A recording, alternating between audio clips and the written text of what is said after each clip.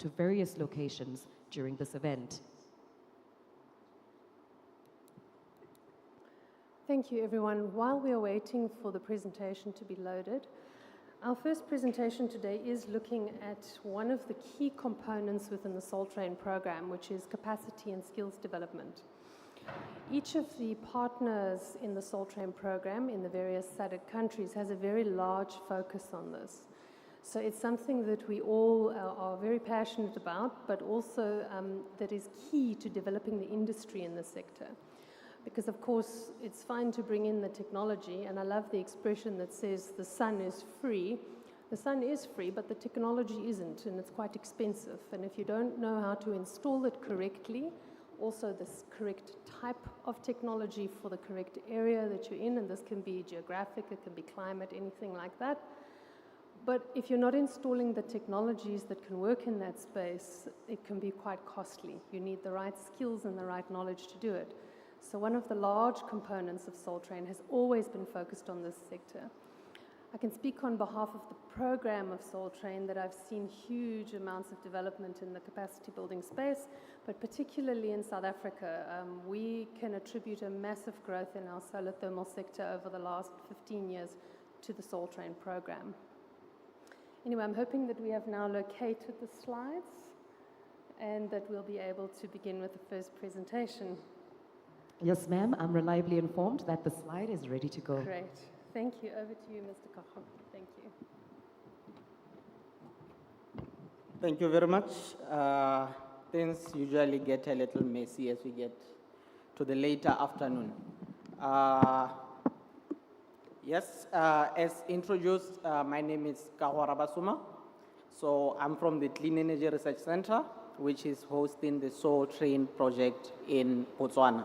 So I'm a training coordinator for the Soul Train project. So we've had several discussions today from the partners within the Soul Train project. Mine is just to talk to the manpower development capacity building for the Soul Train Plus project, a case of Botswana. So we've done a lot throughout the Soul Train project since its inception.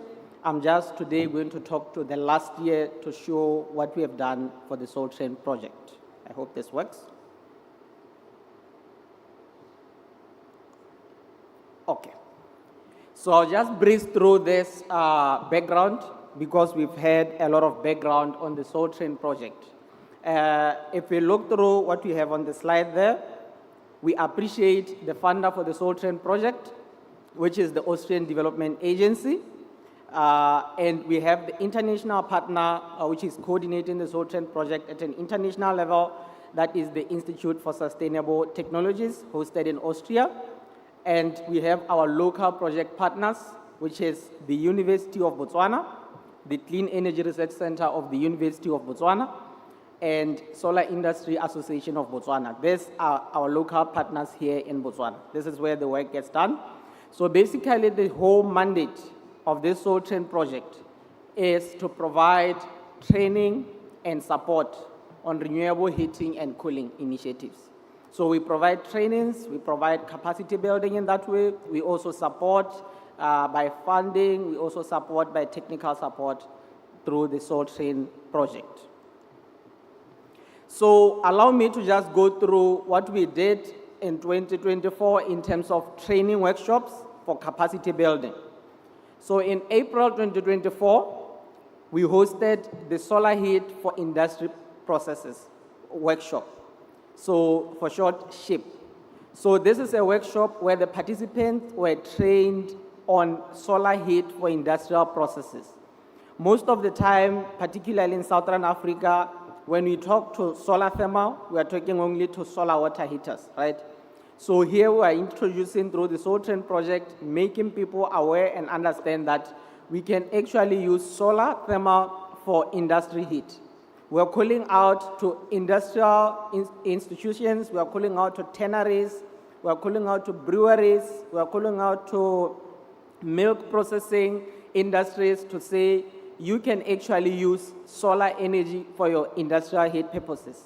You can achieve 150, 180 degrees Celsius through solar energy, right?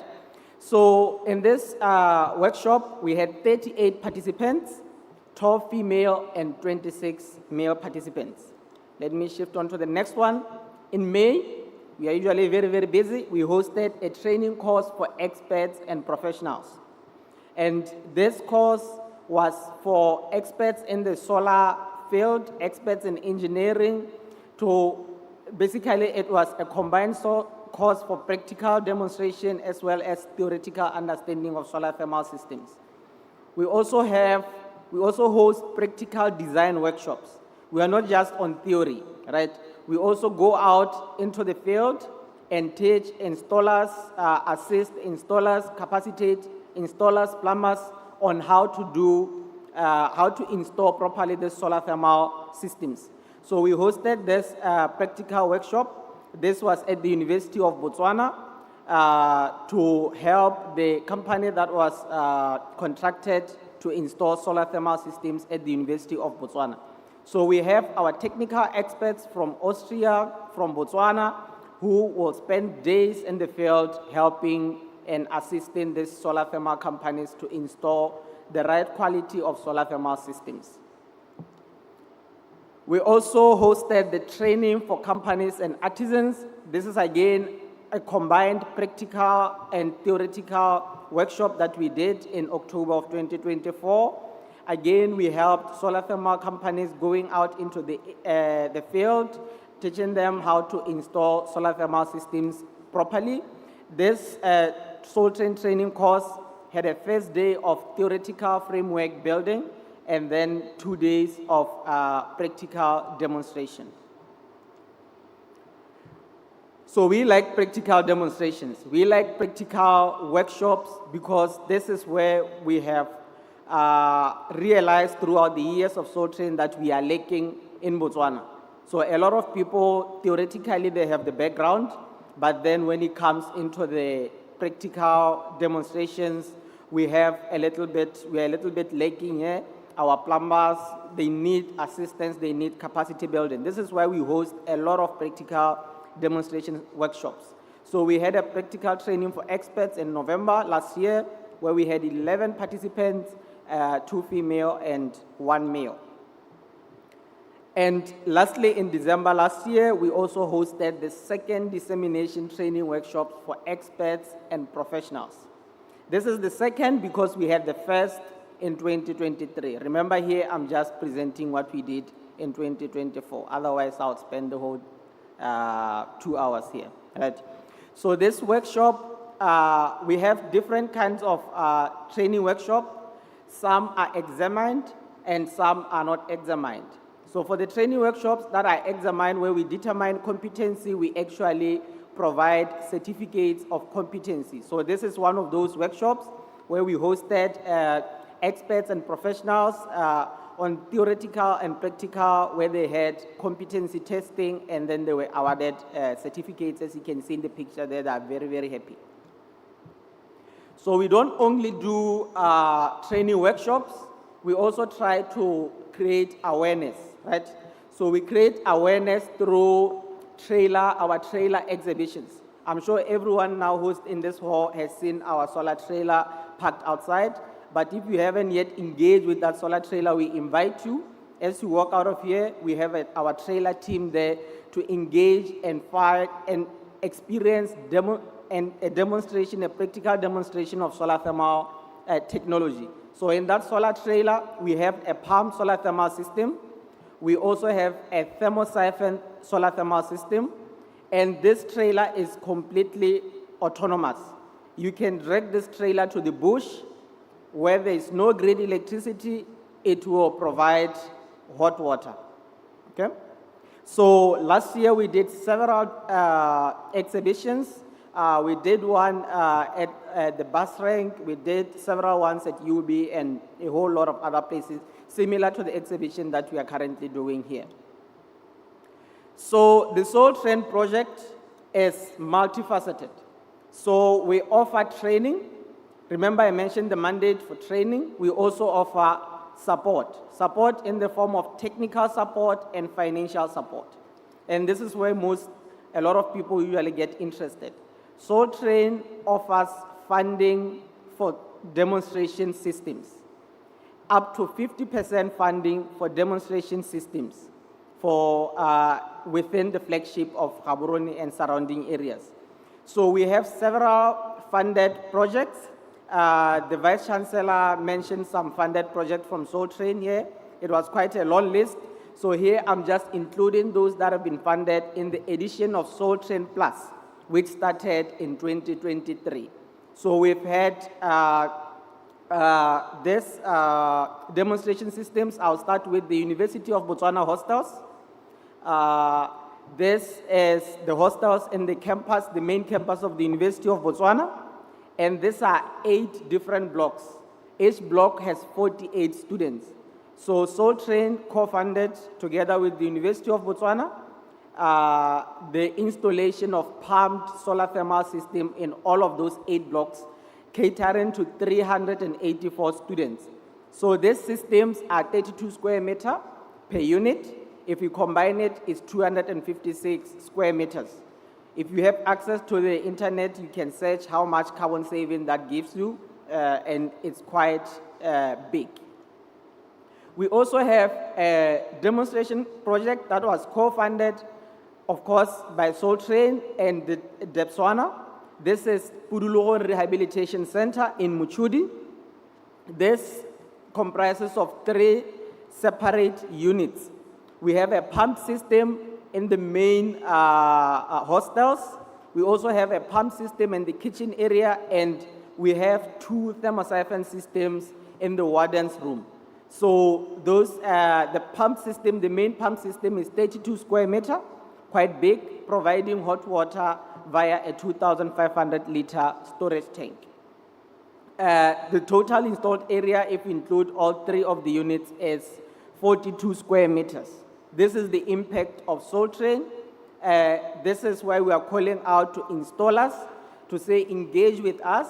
We are calling out to beneficiaries to say engage with us so that we offer you free funding up to 50%. If your installation system is 500,000, we can offer up to 250,000 free of charge to be able to support this installation of demonstration systems.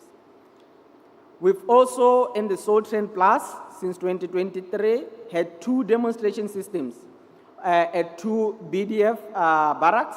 We have one at BDF Glen Valley that is 67 square meters. That is offering hot water and 5,000 liters storage tank. We also have another one, BDF Village, 57.6 square meters. So this is the success story of Soul Train. What Soul Train is doing to support demonstration. And by the way, for this demonstration, installation of these demonstration systems, Soul Train offers that technical expertise via Zoom. They travel out here. We also travel to the site.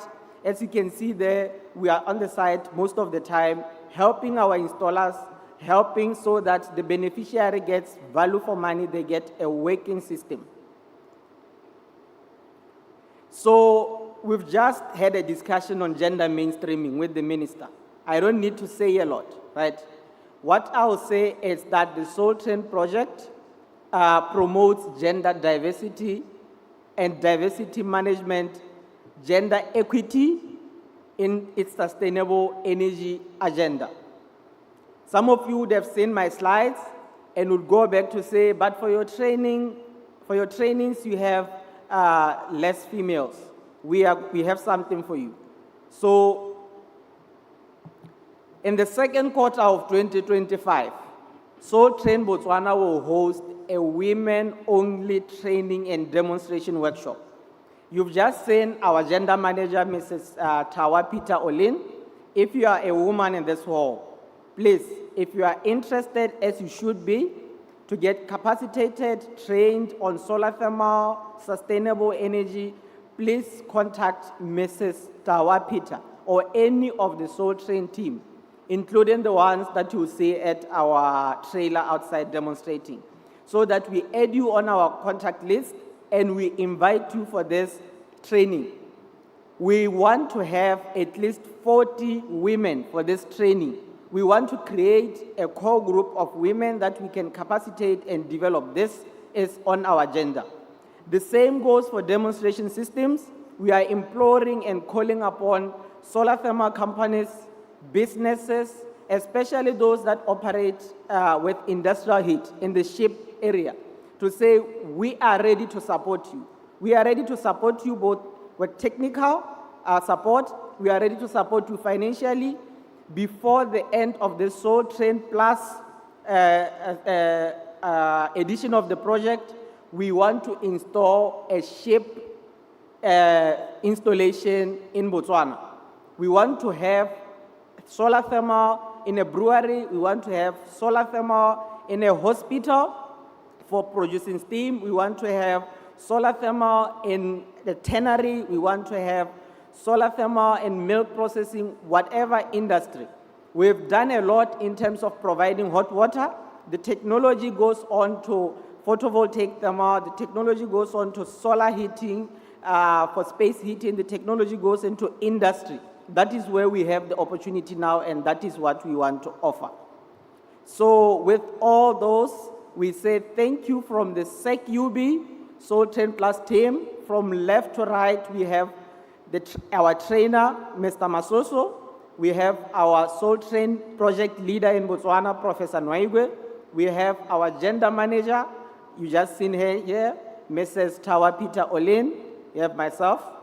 And we have our exhibition manager, Dr. Mashaba. Please see us throughout this week. Engage with us. We have a poster at the back there with my contact details. Please reach out to me via email so that we can organize how to capacitate, we can organize how to support you technically, we can organize how to offer you a demonstration system. Thank you very much.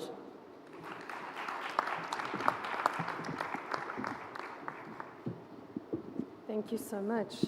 I'm hoping in your woman-only training that the trainer is also female. Good stuff. Since we're going to discriminate, we've got to do it 100%. So, next up we have a presentation by Mr. David Falkvan. He's from my homeland, South Africa, and he'll be presenting on the prospects for PVT, photovoltaic solar thermal applications. Thank you. Over to you. Also, I'd like to take questions later with the panel, so if you can hold your questions, please, until the presentations are done. Thank you. Thank you, Karen. Just wait for the slides to come up. There we go. No, that's not our slide.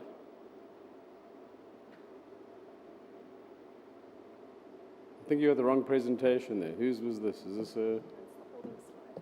Oh, is that the holding standard slide? It's the holding slide. My front page looks So, very and similar. until There they you pull go, up, there you go. there we go. Great, thanks, Karen. Give another interview. Yeah. Good afternoon, ladies and gentlemen, and esteemed guests. My name is David Falkvan.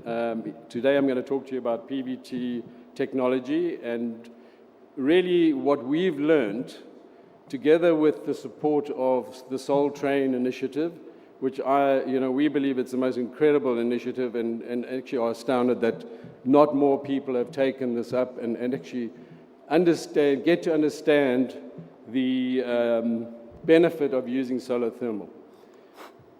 So, where do I point this? Oh, there. So a common pie chart that's used, we all know that heat is half. Whether it's for buildings, industry, etc. Whereas if you look at the final breakdown of the heat used in particular in buildings and what percentages, well, not necessarily just buildings, also for industry, what percentage is actually renewable, it's very, very small. We often see that, and we see it in so many cases where PV always beats us to the post. It's cheaper, it's easier for them to install, so typically hotels, etc. So it's been a challenge, but we believe we've overcome that. We've got a lot of examples that we're going to share with you later. Types of collectors, we all know. I didn't actually realize that most of you in the audience are actually very familiar with all types of collectors, but we all know the differences, just typically some photographs of what they look like, the types of temperatures that they can produce for different processes. So from your pool heating to solar geysers, we all know what those are. and the types of temperatures that what they can achieve. Again, looking at where the segments, the highest value or the lowest hanging fruit, in our opinion, we've learned your buildings that have a high heat and cooling demand, typically like your hotels, the healthcare sector, hospitality, and then of course industry. Coming to PVT, I'm not sure how many of you are familiar with PVT, but we've been in that journey since 2015, working with PVT. As you know, with a PV technology, your efficiencies aren't great because of the heating, and then the heat losses are over 75% with a PV panel. If you look at the process, in fact, it's only now that we're seeing so many of our clients and new potential clients on projects that we're working on, that they have now begun to understand the value of PVT. Because you're getting upwards of 4 times the energy per square meter compared to a standard PV panel. Again, from a PVT technology point of view, obviously there are a lot of manufacturers, but it's well documented within AENTech and a lot of the Solar Heat Europe documents that you can find online, so one can research it. We're not here to promote a specific technology because we are essentially, at the end of the day, agnostic when it comes to solar thermal. We look for the best technology that's going to work the best for that particular situation, whether it's space heating, hot water heating in a hospital or hotel, or industrial heat and steam. So if you look with the PVT collector, if you look at how it works, you've got your heating of the hot water on the underside, you've got your PV cells on the top, so you've got minimal reflection, you've got a minimal heat loss, and in this instance, this particular product that we use has an 89% efficiency. And I repeat that, 89% compared to solar PV. And there are a lot of them out there. So that's essentially what the panel looks like. I'll show you a better picture, how it's constructed. You have your front insulation, your photovoltaic cells, heat recovery, rear isolation, and then the frame. More importantly, if you're going to work within the Soul Train initiative, we have to look at products that are solar key mark rated. And that's, I think, is very important. If you do, when you're looking for various technologies, always look that your OEM has a key mark certification. So that, and as I said, in this instance, we did a lot of research on the solar PVT panels, and this, in effect, it's documented as one of the best in the market today. Again, as I said, solar key mark is very, very important to verify the performance of the panel.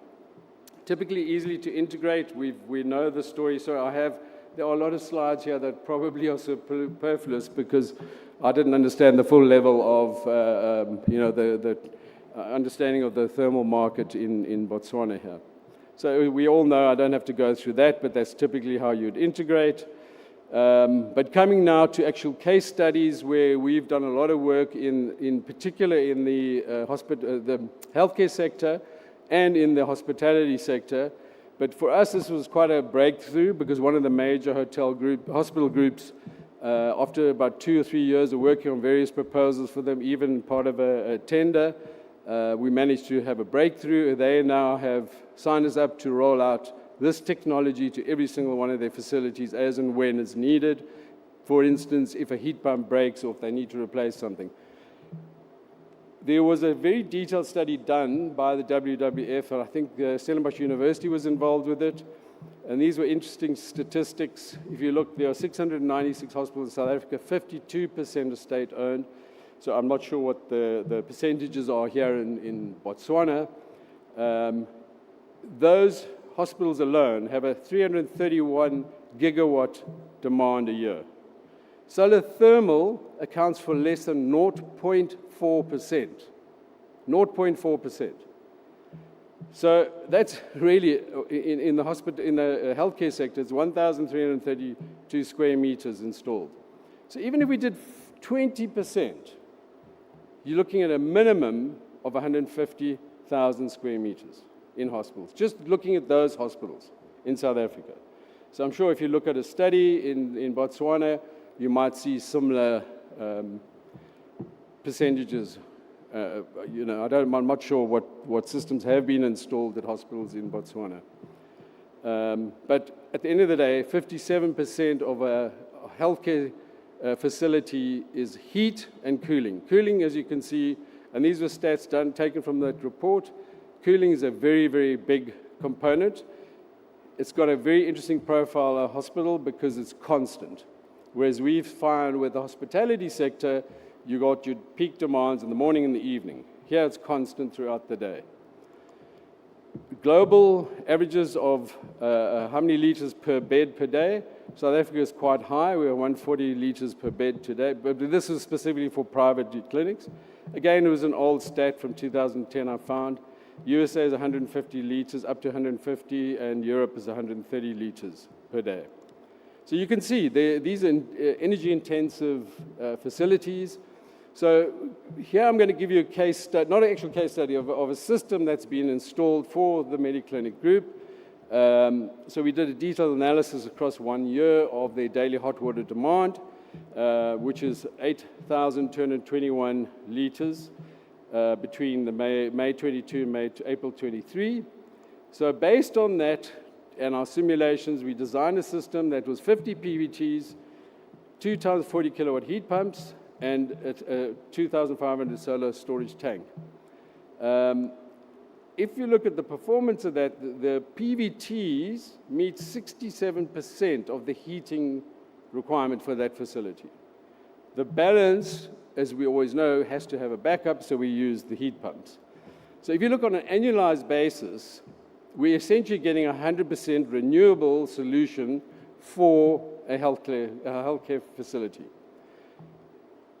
The energy required, where the heat pumps, where you have, let's say, overcast days, your heat pump, the energy consumed by that heat pump is offset by the energy produced by the PV cells on your PVT panel. There's your energy balance, 33% is your heat pumps, 67% solar PVT, and there's your electricity consumed by the heat pump. In fact, in a lot of our cases and simulations, there's excess electricity that's fed back into that particular building. Financially speaking, this was interesting because this particular clinic don't use, there's a tax benefit in South Africa called 12B, which you can write off the whole project CapEx in that particular financial year. They do not do that. They use the second is 11L. They do that, and they reckon they get better results for using the 11L. So again, just wanted to raise that because I think policy issues in terms of incentives for this technology is critical to really elevate it and make sure we can roll it as fast as we can. Again, most important to the Soul Train initiatives are monitoring, measuring and monitoring. You can see the performance of the collectors over a 3-day period. We meet in this instance, this particular facility now recently measured in 2020, in February now, we meet like an 85% solar fraction over a 3-day period. I won't go into the details of these in the interest of time. And we all know about peak shifting. This is critical, particularly where you've got a facility that has a fixed peak demand and off-peak, peak demand in the morning and the evening. As I said, hospitals are constant. This is an interesting slide that I found, which is, I haven't seen it in terms of, this was a report done by the, I think it was IF, I can't remember the name. But in South Africa, because we've got a particular regulation, SANS 10400, you have to meet, of any new buildings, has to be 50% renewable. So what do these guys do? They go, these big developers, they go and they put in geysers and a couple of PV panels. And that's how they get over this, this ruling.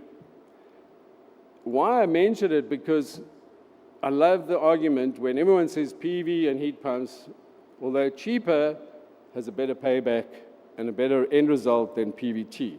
So this is a project that we're busy working on and hopefully going to be installed in the third quarter of 2025 in Cape Town. It's a 120 hotel room. If you can look at that graph there, you can see the payback of PV. It's very quick. It's a couple of years less than the PVT system. But the PVT system, although the CapEx is more than double, your payback is just over a year, half a year longer. But I want you to look at the total savings, and that's how you must look at it, as your total savings over a 25-year.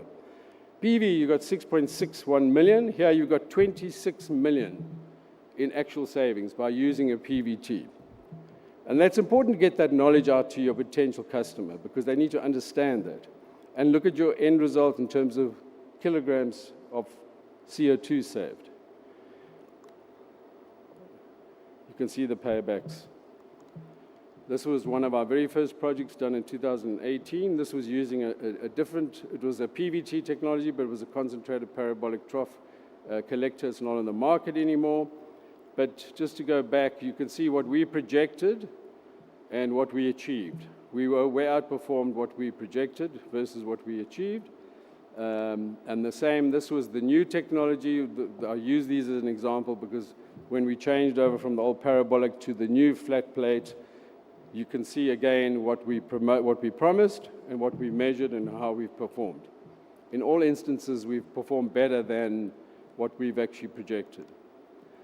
Very important component to both hotels and hospitals is cooling. Now, there is technology available that can be combined with PVT. And there is certainly a lot of projects that have been undertaken, and there's a lot of companies, OEM, that are manufacturing hybrid chillers that can be used in the built environment like hotels and hospitals. That's a typical layout how you would integrate. But again, I'm just really talking about broad concepts today, just to show you what we've learned and where we see huge opportunities, in particular in Africa, because a country like Botswana, where it has constant sunlight, you have a big demand for cooling. So there's big opportunity for those components in terms of cooling. The two types of technology, you've got a hybrid absorption and compression chiller, and an absorption chiller. This is actually a project we're working on for the clinic. They have a clinic in Dubai, and we've been working with our partners and this particular company called Fahrenheit, and there's been quite a bit of simulation done. We're not there yet, but if you look at the temperatures required, perfect for PVT, 50 to 95 degrees, 50 to 95 degrees, whether it's absorption or hybrid absorption. But again, this is a high level. But in Europe, again, if we look at all these thermal technologies, where were they invented? Where did they come from? They came from Europe. And this is a good example of a system in Europe where you've got a solar cooling system using a hybrid chiller, and their DNI is nowhere near what ours is like. So we should be getting fantastic business cases. So yeah, why use PVT? You're getting far more value per square meter. The technology is proven. There's definitely a place for PVT technology. Not to say there isn't a place for PV, of course there is. So yeah, I think I've basically covered. Let me just see. Oh no, so to pull out some stats, recent stats on the sales of PVT products in the marketplace. Sorry, this was just the solar thermal market, which grew the fastest. You can see again, the UK grew the fastest. Next, Mozambique, India, South Africa. If we look at the size of the market, in 2003 there was 29.5 megawatt installed at 14.5 megawatt peak electricity.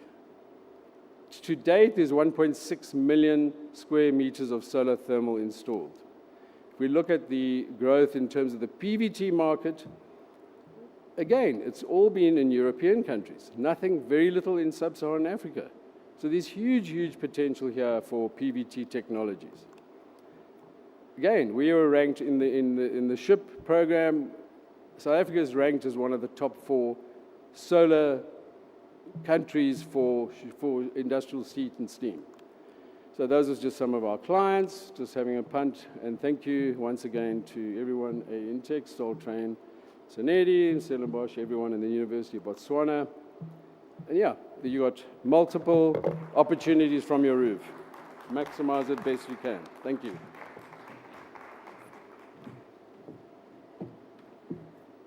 Thank you so much for an interesting presentation. Our next presentation by Ms. Monica from IE Intech, who is, of course, one of the prominent, shall we say, ladies in the Soltrain program. is going to speak to us about the solar thermal roadmaps that are developed. There are developed roadmaps for each of the partner countries that participate in the SolTrain program. So while we wait for the, is that your presentation? Is that your, yeah. While we wait for the slide to come up with Monica's presentation on it, there we go.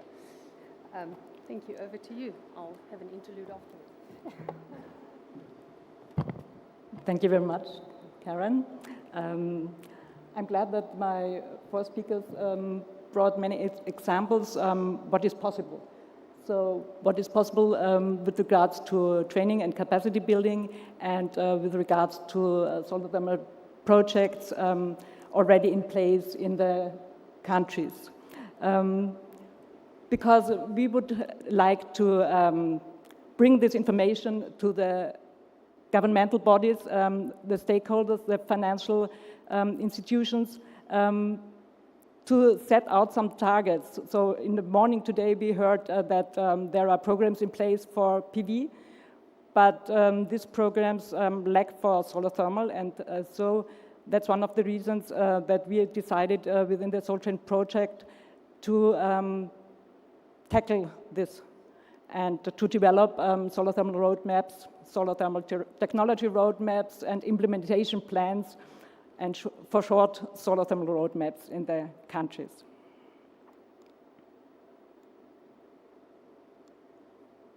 Next. I just try to put the next slide.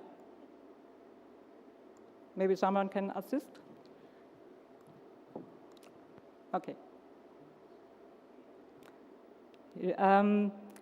Okay, the motivation, we've heard about this many times today already, and one motivation is to achieve energy security, to prevent load shedding, and to solar thermal instead of electricity where it is applicable and feasible. To offset the risk associated with energy imports is also very important motivation. So in South Africa, it's different kind from the Austrian perspective or the European perspective.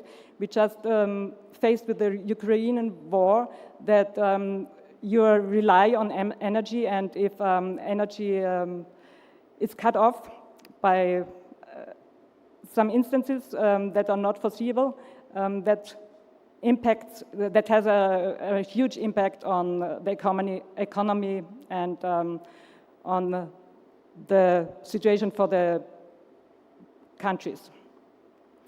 And energy and solar thermal, not only solar thermal but also electricity, enable economic growth and industrialization, as we've heard a lot before. And with the solar thermal roadmaps, it's also possible to set the targets and to bring the financial sector on board to mobilize financial resources for investments for the implementation of solar thermal projects. And last but not least, we would like to achieve low carbon development paths and climate resilient energy systems for all, as put out in previous presentations already. The pictures again, so 50% of heat with regards to the total final energy consumption in 2022, and others are electricity and transport. We have seen that before in the previous presentations. The energy-related CO2 emissions are, with this respect, 38%, accounting for heat.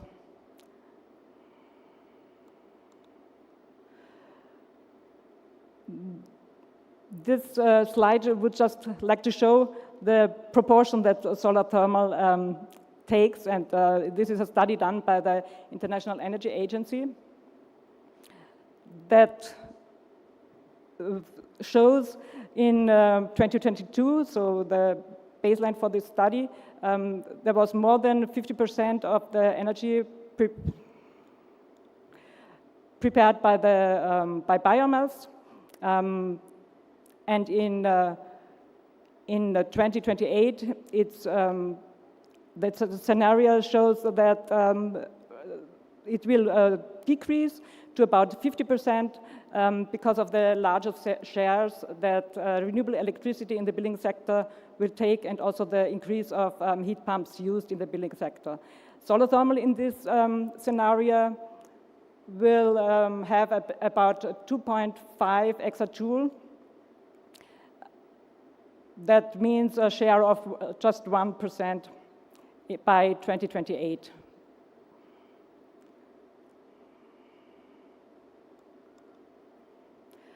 The solar thermal potential that has been done a couple of years before, and that is still valid, sees a larger proportion even in 2028. So with 6 exajoules that could be installed, solar water heating and solar heat for industrial process taking the largest shares, followed by solar space heating and solar space cooling, and solar swimming pool heating just taking a small proportion. And with this potential outlook, even 16 exajoule could be covered by 2050 with solar thermal. I'm sorry about the slides, because it seems that they have been, a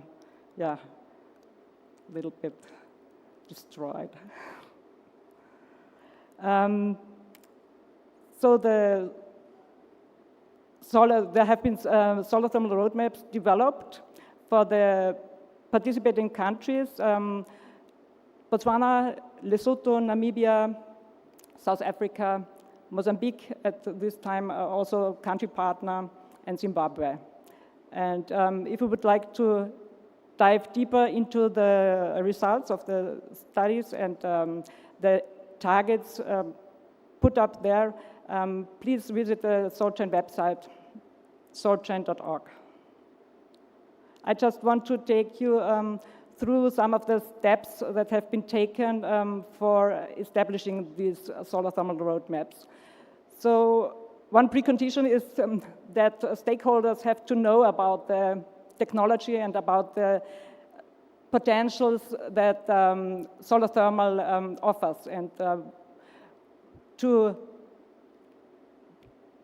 that they can be engaged and committed to solar thermal as well as to electricity.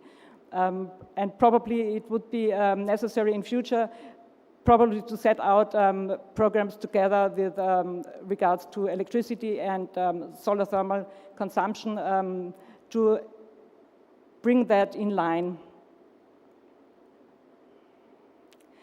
The steps that we have taken with the assessment, so we assessed the climatic conditions and the solar resource in the different countries. We defined we assessed the status of global use of solar thermal, and then compared it with the current country situation in the global context. We tapped into the different sectors and potentials in the country, so how many buildings could be equipped with solar thermal installations, and which sectors could be reached with solar thermal. And I'm happy to have many examples that we have seen before, what could be done. And it's also important to bring the solar thermal industry in the country on board for these discussions about the aims and targets that can be set for the solar thermal roadmap. And it's also necessary to, of course, to invest, to assess the investments that are required to implement this roadmap, because it's not just the vision statement, so that was in the next step, to set a vision statement and the objectives, how to reach these targets, but it's also necessary to know about the investments and to develop financing and support schemes in this respect. And this is still ongoing. We heard today in the morning that for Botswana, a bankable proposal has been developed, and that also should be done for the other countries. So there are different stages, and the status is different in the different countries here.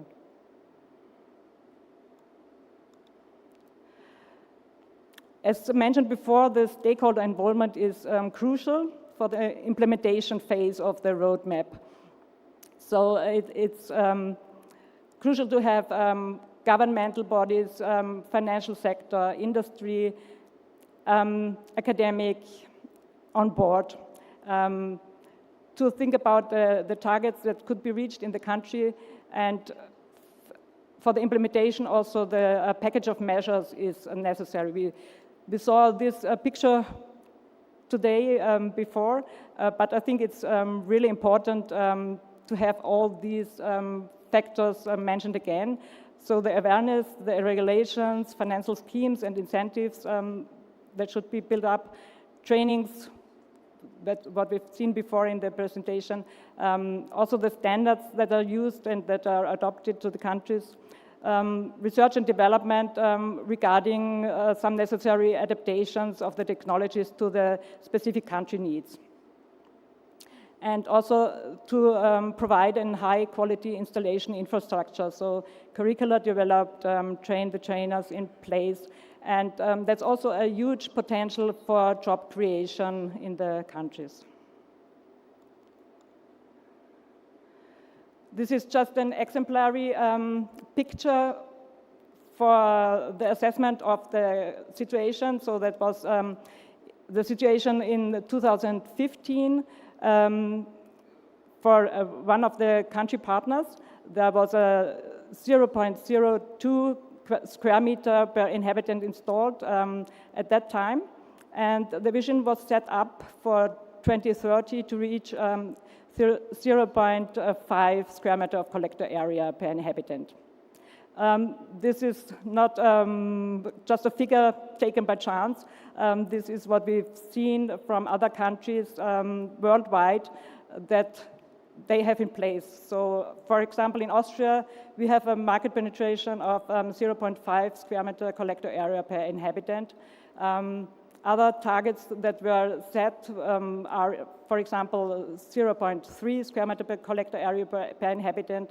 That is already reached by Turkey, or even higher market penetration rates are reached. So Barbados has a market penetration rate of 0.9 square meter collector area per inhabitant in place. We also had a look at the market development in the certain countries. And for South Africa, we see that since 2010, the collector area installed and cumulative collector area in operation doubled. So that's a good way forward, and there are 3 million square meters installed in about 3 million square meters installed in 2023. But to reach the target of 0.5, so that was set as a target in South Africa, there's still much to do. And as said before, the whole package of measures shall be taken and efforts taken to reach the target, and probably also adapt the targets if necessary. So it's important to have a monitoring in place to react and adapt the targets if necessary. For my conclusion, so that was one of my points I wanted to mention here. And a coherent country strategy is important to set country targets, initiate training for high-quality solar thermal installations, and provide long-term policies and financing schemes. To reach the overall target, to boost the solar thermal markets in the countries, support energy security, create value and jobs.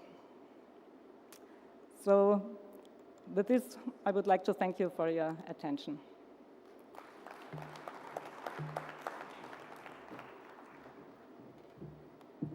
Thank you so much, Monica.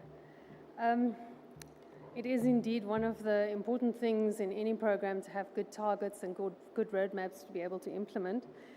Up next, and you'll see the rest of the array of speakers for today are all ladies within the Soul Train program.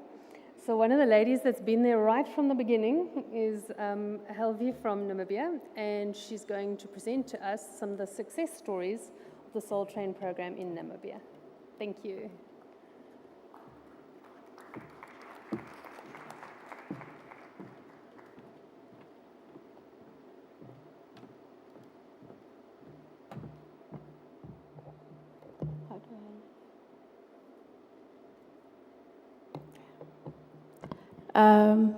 Thank you very much, Karen. As indicated, my name is Helvi Ileka, and I work for the Namibia Energy Institute, heading the Center of Renewable Energy and Energy Efficiency. So first, before I start, I would like to thank Austrian Development Agency and the whole management of Intec for designing a best program for the region. Yes, as it was said, I started with a project already long back in 2009 when it just started, and I believe having such a long implementation process, we are now can present on the results and the impact.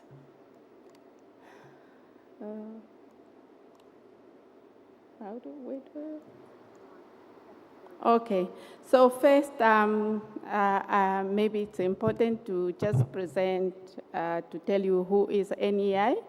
So the Namibia Energy Institute is basically a collaboration between the Ministry of Mines and Energy and the Namibia University of Science and Technology. And we have a mandate to train and capacity building in the energy sector. We do research and development. We also assist the Ministry of Mines and Energy if we do research to formulate policies and also establish some regulatory frameworks. We manage projects on behalf of the Ministry of Mines and Energy, and we also conduct advisory services. Just a little bit overview of the energy situation in Namibia and why Soul Train project. About 65% of energy is imported and mostly coal-based. Since it's coming from South Africa, we heard that from South Africa already. But obviously nowadays we are getting from the region, mostly Zambia also and other member states of Sadc. So if you look at this, it has been presented already, but we have really real data which we collected. About 80% of electricity in Namibia is going for household, basically for residential consumption. This includes now hostel, schools, hotels, and only 20% really going for industry. But if you look at the generation in 2022, for example, 47% came from hydropower, 7% came from rooftop, 1% from wind. We have some from LHFO, 3%, coal providing 17%, and also the utility scale PV, 25%. It's clearly indicated that solar thermal, the utility, is not part of the plan.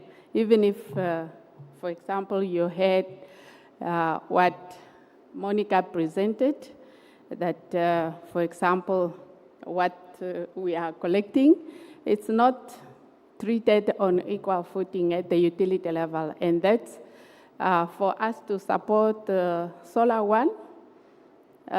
we need to report and to treat solar thermal on equal footing with the other renewable energy technology.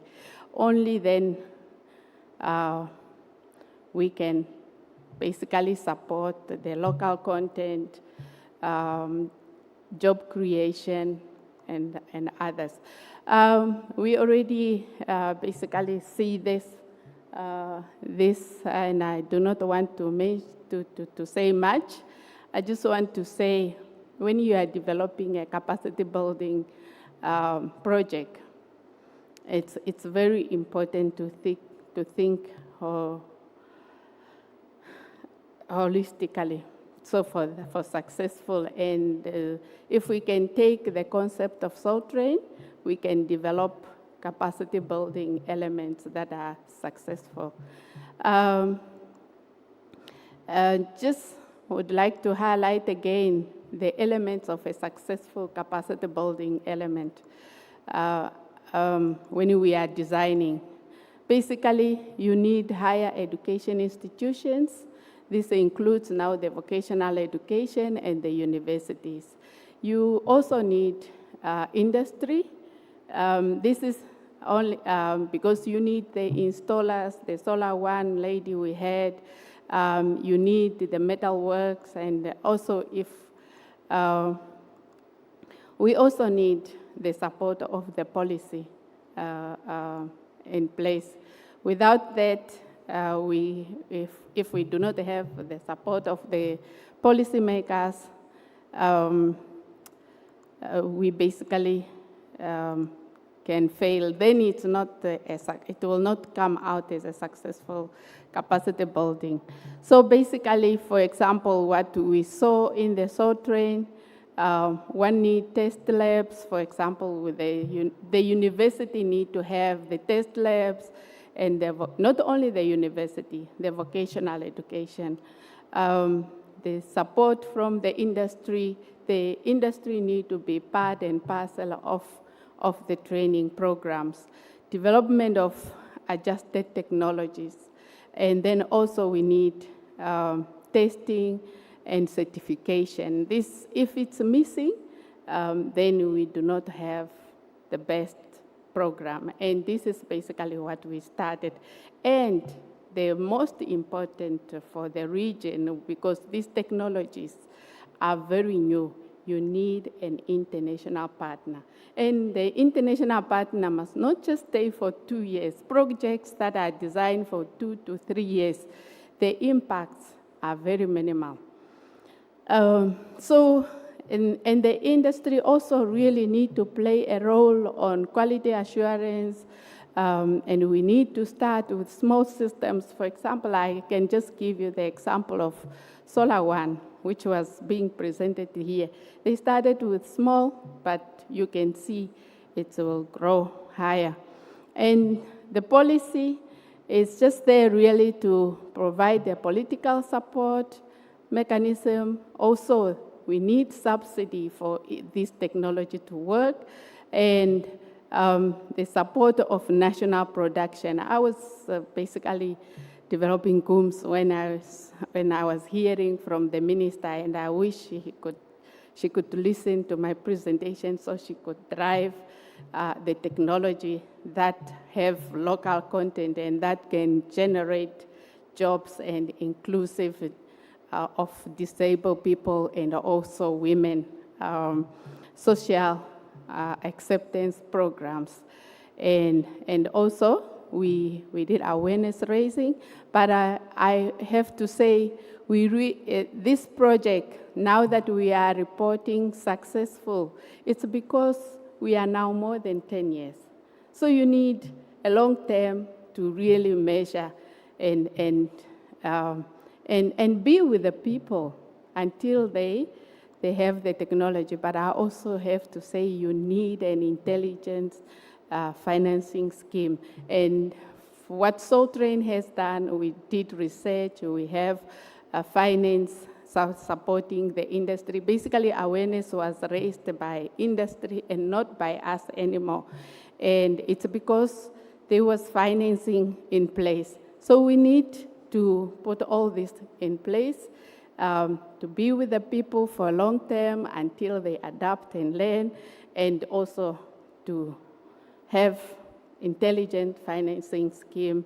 And I have to say, Train started now in 2009, and that's why we can basically present results. And just to say who are the partners in Namibia, for example, we are supported by the Ministry of Mines and Energy. We have then our international partner, who is the NAE Intec, and the funder, Austrian Development Agency, and the support from the government, and also the network from the region, who are our partner, where we are learning from each other. We are implementing really activities together.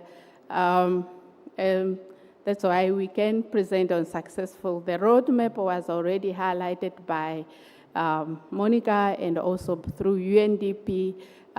We also have developed our roadmap, and because of our measurements which we've conducted, basically the saving of the carbon, our roadmap is now supported by both energy policy and the renewable energy of 2017, and it's also part of national determined NDC.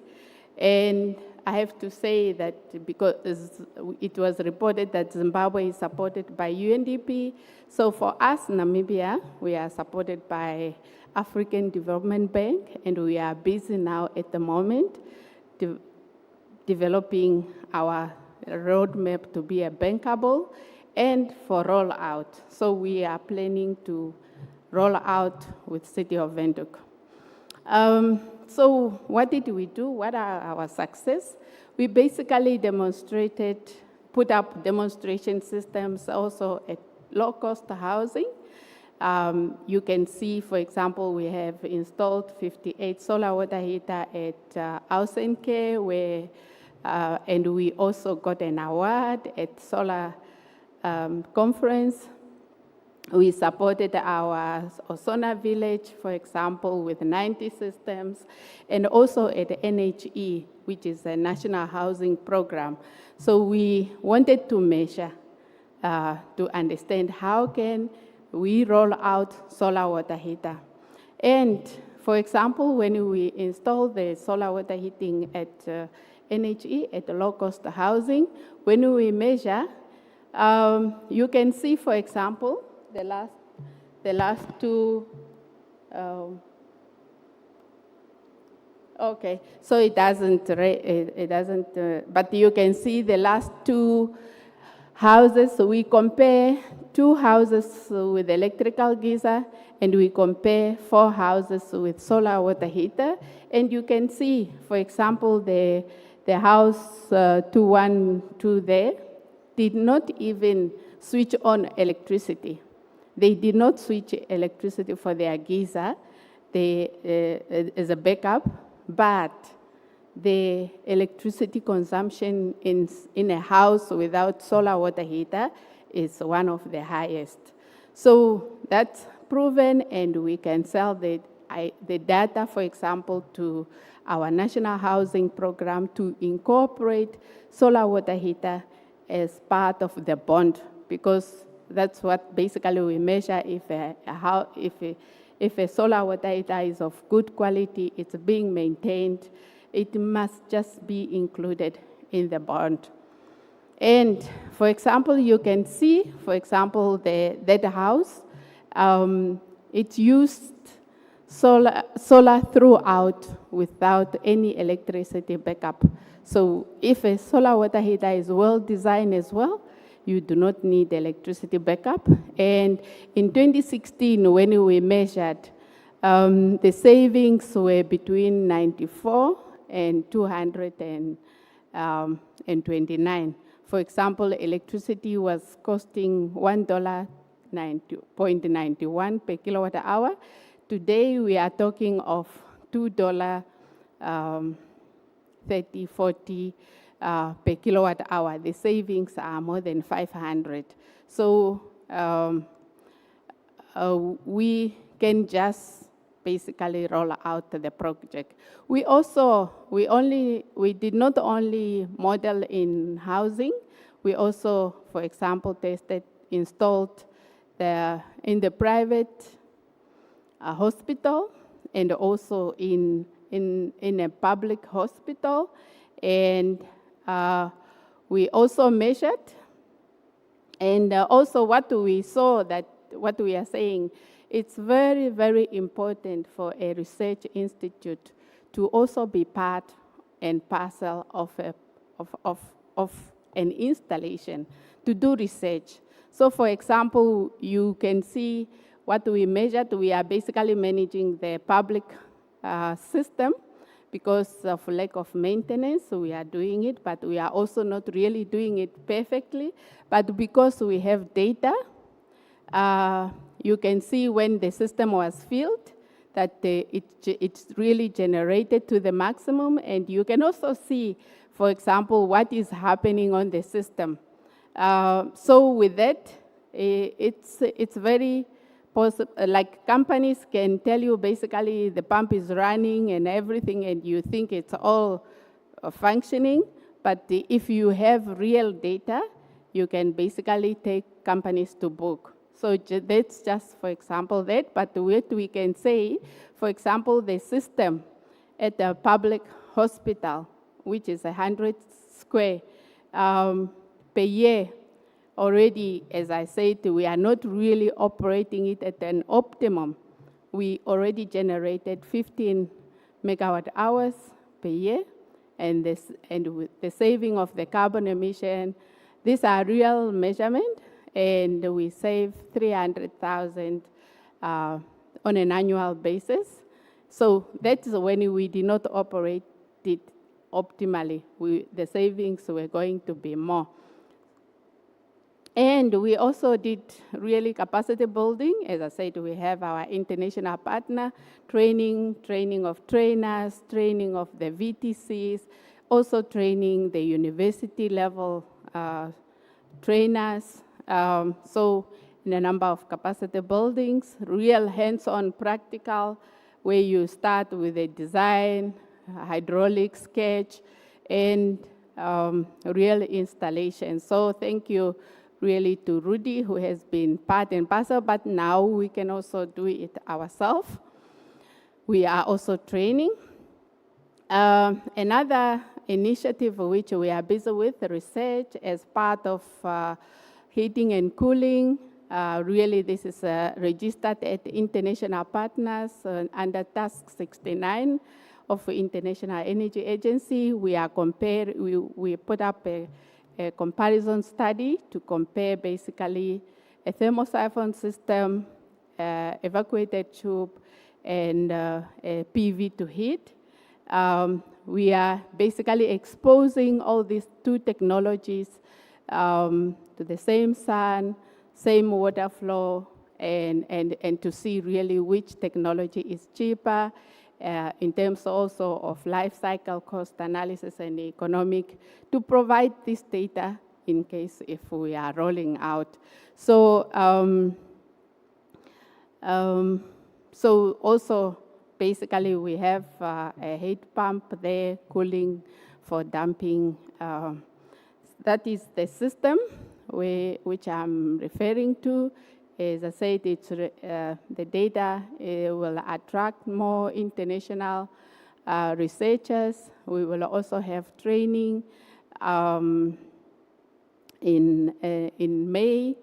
Obviously, our international partners, our partners in the region, we can attend. To this training, we highlighted the issues, standards, and we will train basically. We are also collecting data.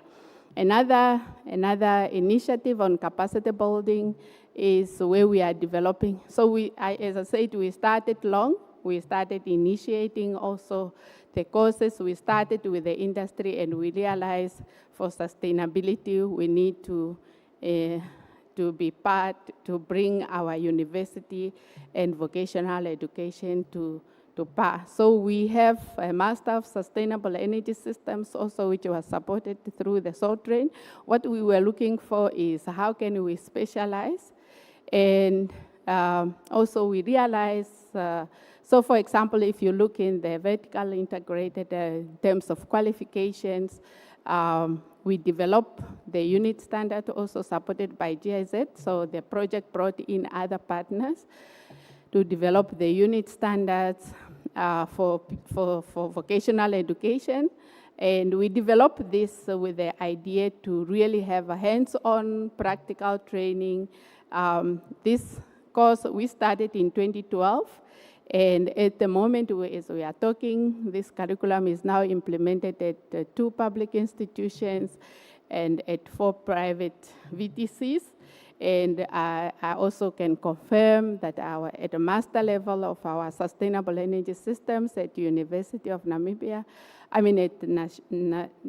Namibia University of Science and Technology, we also, solar thermal is also part of energy systems, which is being offered. But at the vocational level, there is currently a gap because at the moment, they can only offer up to level 3 because of limited trainers. So we've now have been reviewing it, and we've now developed a Bachelor of TVET, which we want to take through to level 10 as well. And so we believe at TVET, because we are really only speaking of solar systems, how to design, and batteries. And I have to tell you that when we were developing, the solar thermal project is focusing on solar thermal, but when we were developing these programs, we were including PV, basically, at the national level. So in conclusion, what are the impacts? The SOLTRAIN project basically brought in attracted financial institutions.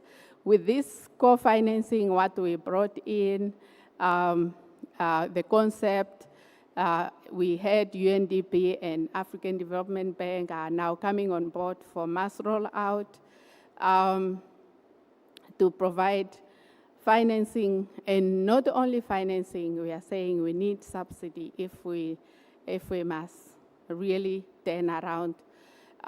So it brought in the financial institutions, the policymakers are on board. We also have now our regional renewable energy and energy efficiency SACRI on board for the implementation of the region. We see the policies and the roadmap that have been developed under all the members that are part of this. So it's just, we need it in every country if we must reach out to those that have never been reached before. Higher education institutions are also part of this, not only the university, but the TVET are part of the project. And the private sector, the installations, so we saw Solar One here. We also supported women in Namibia, for example. The end users were part of the roadmap development. This roadmap were really developed from the bottom-up approach, and were part, and they even raise awareness so that the roadmap can be included in the policy. We believe that the standards and industry need still really a holistic approach so they can be developed. We still need this really on board. And not only that, the regulator and the utility, we feel they are still not supporting us. And if they are not part of us, they call solar water heater that is just part of demand side management. So it needs to be treated on equal footing, that it's also generating electricity. Only then we can move. So regulator and utilities, we we are still missing them, their support. So thank you very much.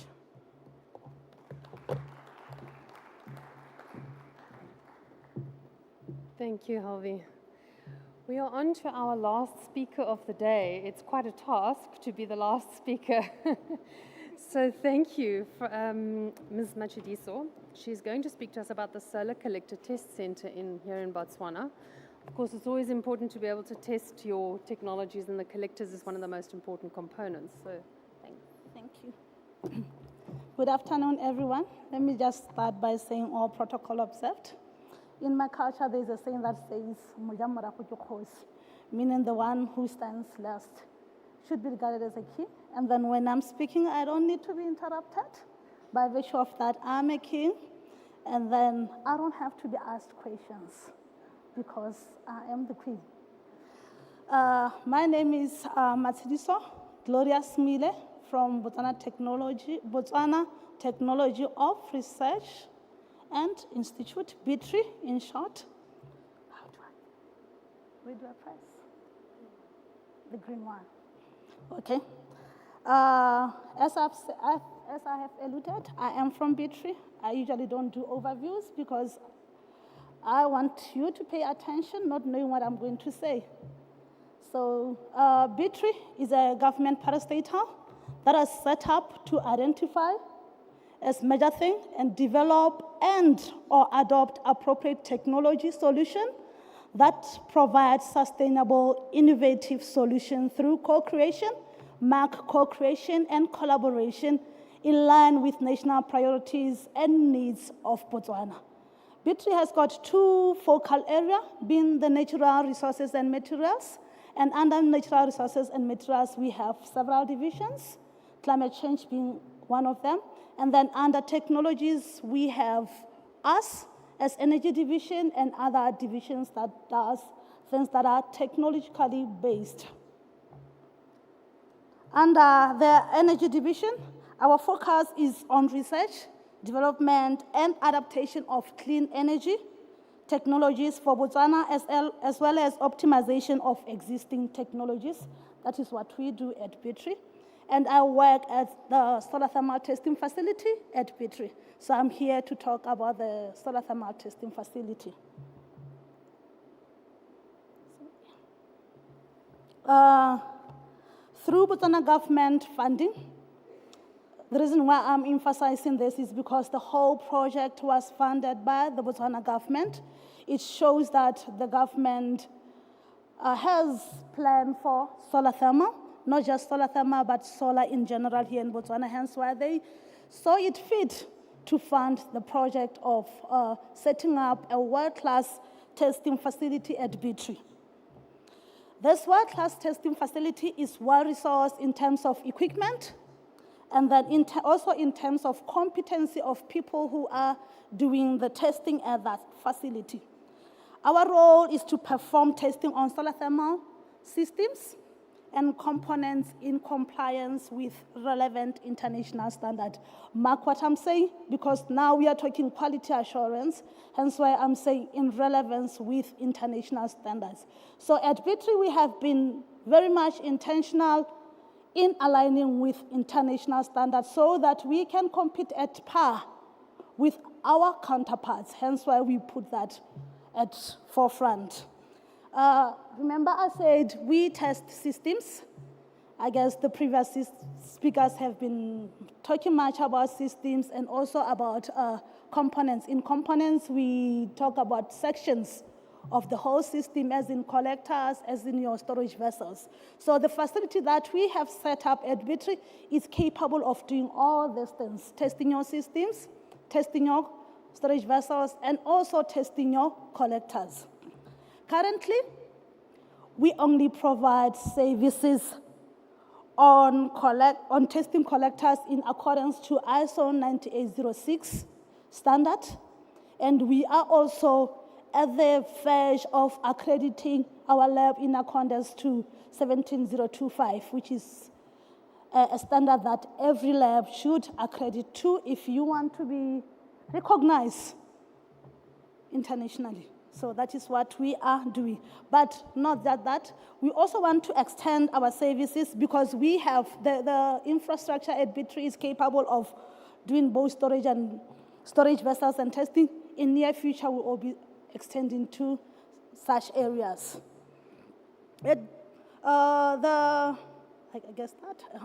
Why are we putting why are we emphasizing international standards? International standards, they promote innovation. They also work as a base for global trade. You remember the previous speakers, they emphasized more on Africa free trade. So if we all align to international standard, it will make trade easier. Hence why we put that at the forefront. Also, when you are aligned to international standard, you demonstrate a commitment to best practices. Also, it's easier for you to enhance market access. The other previous speaker talked about the solar key marks and all that, whatever those marks they were. But then in Southern Africa, when you look at it, we have adopted international standard. I wish we could have our own team where we look at the quality of all the systems that we are talking about and then probably have a committee that will be working on how do we drive quality in Southern Africa. It also improves quality and consistency in our everyday operation as a lab, because it says to whoever you are servicing that you are very much consistent in the way that you are doing your work because you have procedures in place to follow in your everyday operations. How does that align with research? Because B3 is a research institution. Why are we putting that at the forefront? In the rapidly evolving field of research and innovation, maintaining high standard is very much essential. The reputation of a research lab hinges on accuracy, reliability, and reproducibility of the results that you are giving out to your customers or to your partners. In short, what I'm saying that you can trust us at B3 because we are aligned to the international standard. With that said, we are open to collaboration and co-creation from researchers, innovators, manufacturers, suppliers, regulators, financiers, and whoever I have left out for development of efficient solar thermal technologies that could bring impactful solution to the Sadc region and globally. We have the facility. It's for us to use that facility. Remember, let me just make a simple disclaimer before I go into the presentation. All the pictures that you will be seeing, they were taken at our testing facility. And then what that says is that it shows the quality of products that are in our market. So at B3, we do durability, reliability, and safety tests in accordance to 9800 BOS ISO 9006. As I have stated, we do exposure tests, rain penetration, impact resistance, internal pressure, and final inspection. So I'll take you through every test. The reason why I'm doing this is because I want to create an awareness of why standards are important, why we should consider in every application that we are doing as engineers, why we should consider standards. From design to implementation, when you are doing your bill of quantities, when you are monitoring your sites, standards are very crucial. And from day one, some speakers, they've always elaborated standards and regulation of our industry. So they are making my work a little bit easier. Just shifted. It has moved. Okay. Because I do this on everyday basis. Ooh. it's a movie. Because I do this on everyday basis, it's easier even though they have hidden some ways. So we do exposure test. Why are we doing the exposure test to our collectors? We want to age them so that when you do other processes or when you are doing other tests, it shows like how your collector will behave in a long term. Hence why, okay. Hence why we are doing this exposure test. And how do we do it? We expose the collector to your everyday environmental conditions, be your ultraviolet rays, be your humidity, like every factor, even rainfall. So you just expose your collector. If it's half exposure, you do that for 15 days. And if it's full exposure, you do that for 30 days. But because we are also, those things that are termed like controlled environmental conditions. It's just not to expose your collector on your everyday environmental conditions, but you have to meet certain conditions in order for your collector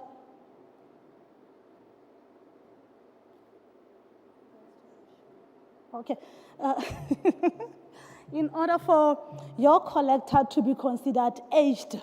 So, like you see on the graph, on the screen, we have class A, we have class A+, we have class B. Usually people think because we are in the semi-desert, we are like blessed with class A+. But then because, like I said, we have equipment in our lab, we are able to measure meteorological data every 10 seconds, every day. So, and the instruments that we are using, they are calibrated, meaning that the measurement that we are taking from our lab can be traced to the higher standard of measurement. So those are the classes that we usually test on. What we have picked here locally is that it's easy for us throughout the year to have class B, that is irradiance of 9,000 and the temperature of 15 degrees, temperature of above 15 degrees. That one is a given. With class A, I will interchange between the two slides. With class A, during winter season, it's not easy for us to reach class A for over 30 minutes because what the standard specifies is that in order for you to say the collector has been exposed for a certain period of time, it should be exposed for continuously for more than 30 minutes. So you can see on our chart for the year 2023 data that it shows that here in Botswana we are not capable of doing class A during winter season. That is from May, June, July, August. And then we can restart our testing mid-September. That is what that says. As for class A+, we are not capable of testing A+. That's the information that the reason why we are doing this is to communicate with the suppliers, also to communicate with the manufacturers, because we are doing all these things for people who are producing like manufacturing and probably supplying solar thermal system here in our region. These are the findings. You can see what the first picture at the top there. That's the quality of the collectors that we get exposed to here in Botswana. And what does that mean? It means that it's easier for rainwater to go through the collector. You can see the below picture. Remember I said we have rain penetration, but then at this time, the collector wasn't exposed to the setup of our rain penetration, but it's just the natural rain, and that's the condensate on the collector. What does that mean? It means that the major reason why you put up a solar thermal in your roof is to collect sun rays. And then when you have water underneath the glass of the collector, it means that it acts as it reflects back the sun rays. So the performance of the whole system now is compromised. And also the degradation of the insulation that is inside your collector. The insulation that is inside your collector is also affected. It gets degraded. So the next test is the rain penetration. There is no play. There's no play. Because that's a mini visual. So with the rain penetration, we assess the capability of collector to withstand free-falling rainfall or driving rain without damage. We also assess water ingression into your collector. Usually, by performing this test, we just want to assess how much water have entered the collector and what are the effects of that water entering the collector. Remember, we have our frames, like the outside housing that we use when we are doing these collectors. They are made of different materials. Usually here they use aluminum and then galvanized at the bottom as the plate. So galvanized, if it's exposed to water, it rusts. Those are the control conditions. Oh, okay. Technical team, please assist our presenter. And usually when we are doing this test, we look for the loopholes. Remember your joining points? Those are the loopholes. So we point our the drizzles on the corners or in the middle, or where we see there is a possibility of water entering into the collector, because that is what we want to assess. Memaile, technical team will assist you. Just raise your hand, my lady, and they'll come running to you. And then these are the results, some of the results that we got from our lab. When we started this, we bought collectors, minimum two from each local supplier here in Gaborone. What we are seeing here is not conclusive because we haven't done a rigorous study. So we bought from only 6 suppliers because of financial constraints. So out of those 6 suppliers that we have bought collectors from, it was 50-50. 50 failed, and then 50 passed. You can see the effects of water ingression into the collector. Because some manufacturers, they use paper as a reflector. So as you can see, it's wet. That one is, and then you can also see the condensation on the glass cover. And then the next one is the impact test. With impact test, we assess the extent to which a collector can withstand the effects of impact caused by hailstorms. Usually the maximum height that we drop our 150 ball is, according to standards, is 2 meters. And these are the results. Only 1 collector passed this test. And usually those there is a relation between the thickness of the glass that the suppliers are using. So those ones that were 3 millimeter thick, all of them they failed, and the one that passed was 4 millimeter thick. So that's what we realized. So in reality, it shows what we are having in our market. Hence why when you move around Gaborone, it's saddening. You will see most collector glass covers broken. And then the next test is the internal pressure test. Here we assess the free channels of the collector if they can withstand high pressure. And usually those are the controlled environmental conditions that we have to meet. So out of that, 1 collector failed. But this is not conclusive, because usually the suppliers, they specify the pressure that we have to test. And what we have picked is that when you look at the thickness of the copper tube that they have used for fluid channels, it's all 2 millimeter. And then the variation in the pressure that they have stated.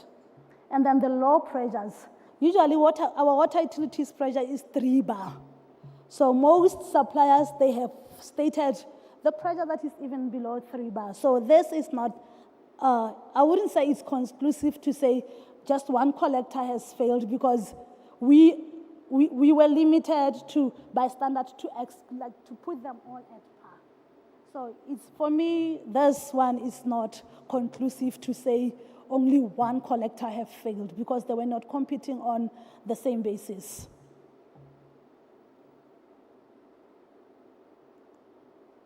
And then finally, we have the final inspection. For final inspection is whereby we explore the extent of damages to the collector after all the tests have been done. It's a destructive test. It's a destructive test. We disassemble every component and then see the extent of, we see the extent of damage done by different tests. And here are some of the results that we have seen. The one that affects me mostly is the scourging of the burning of the insulation material. As you can see, that's the picture number 3. So imagine having this on top of your roof, and then the insulation continuously getting burned. So it's a serious hazard. And then you can also see the hazards. The first one is the corrosion of the material that they have used on the edges. It also shows that we are not, when we are manufacturing these collectors, we are not putting into consideration the material selection, the kind of materials that we are using for our collectors. Ms. Maile, please consider wrapping up. Thank you so much. Yeah. Our major challenges is regulatory and policy barriers. Here in Botswana, the standard of solar thermal testing, they are not mandatory. So the manufacturers and suppliers, they are not obliged to come and test because the standard is not mandatory. And then there is a lot of lack of public awareness in terms of standards and what it's entailed inside the standard. And then participating, because I said we are a testing lab, as one of the things that are required is for us to participate in proficiency testing and also doing interlaboratory comparison, because I'm not quite sure this one, I will say I'm not quite sure if we have any lab in the African region that is doing the same thing that we are doing. In short, I'm calling forth those who are also doing testing to contact us so that we can collaborate and then do interlaboratory comparison. Because currently we are doing that with a German company, and it's very expensive for us to transport collectors from here to Germany, and then they test it, then they transport them back. And then continuous professional development. Remember, I said this project is fully funded by government, and it's also because when we were building our competency, we heavily relied on external consultants for training, and it has also proven to be expensive. And also, in general, because we are talking financial matters, the daily lab operations also is home. We are not just going to state challenges, we also want to put measures. What is it that we can do? Remember when I started with, I said we are a testing bed.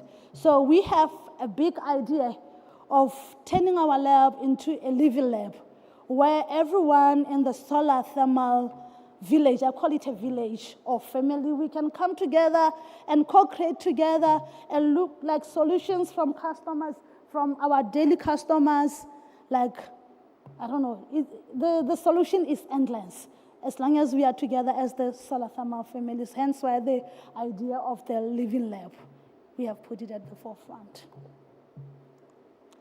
Thank you from me and my team. This is the team behind the solar thermal testing facility. Thank you, Prof, for giving us opportunity to come and present. And all of us here, we are products of SoulTrain. Thank you for SoulTrain for the opportunities that you have given us. Very much appreciated. Thank you.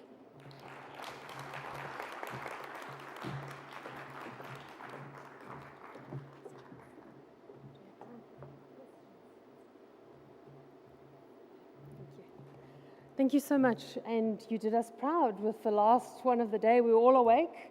And I'm sure we've all bought into the concept of testing, that's for sure. If you'll allow me, I'd like to pull out a few points from the presentations we've had today and then open the floor for a few comments or questions just for 5 minutes. So we started off looking at the training space, and I think one of the important things to note, and I don't know if you saw it on the slides, is that there's an increasing number of ladies coming into the training space for the solar thermal. And I think that potential-wise, this then allows us to tap into additional expertise. It also spreads the knowledge over a wider area in terms of then disseminating understanding and as well as buying into the concepts. However, what you saw in the second presentation was taking actual business cases and being able to see, well, does a solar thermal intervention make sense? And if it does, what kind of intervention? You saw that of the Sadc countries, South Africa and Mozambique showed the largest solar thermal industry growth in 2023. And I think there's no reason why the rest of the country shouldn't be following that. We have excellent solar resource. We should be plugging into it. You've seen presentations from almost all of the speakers speaking about the amount of energy that we get by direct solar thermal versus solar to electrical. But one of the things that also stood out for me a lot, particularly what's coming in the roadmaps, is that there are a number of solar thermal technologies. So if you talk about solar thermal, people just think, oh, it heats up.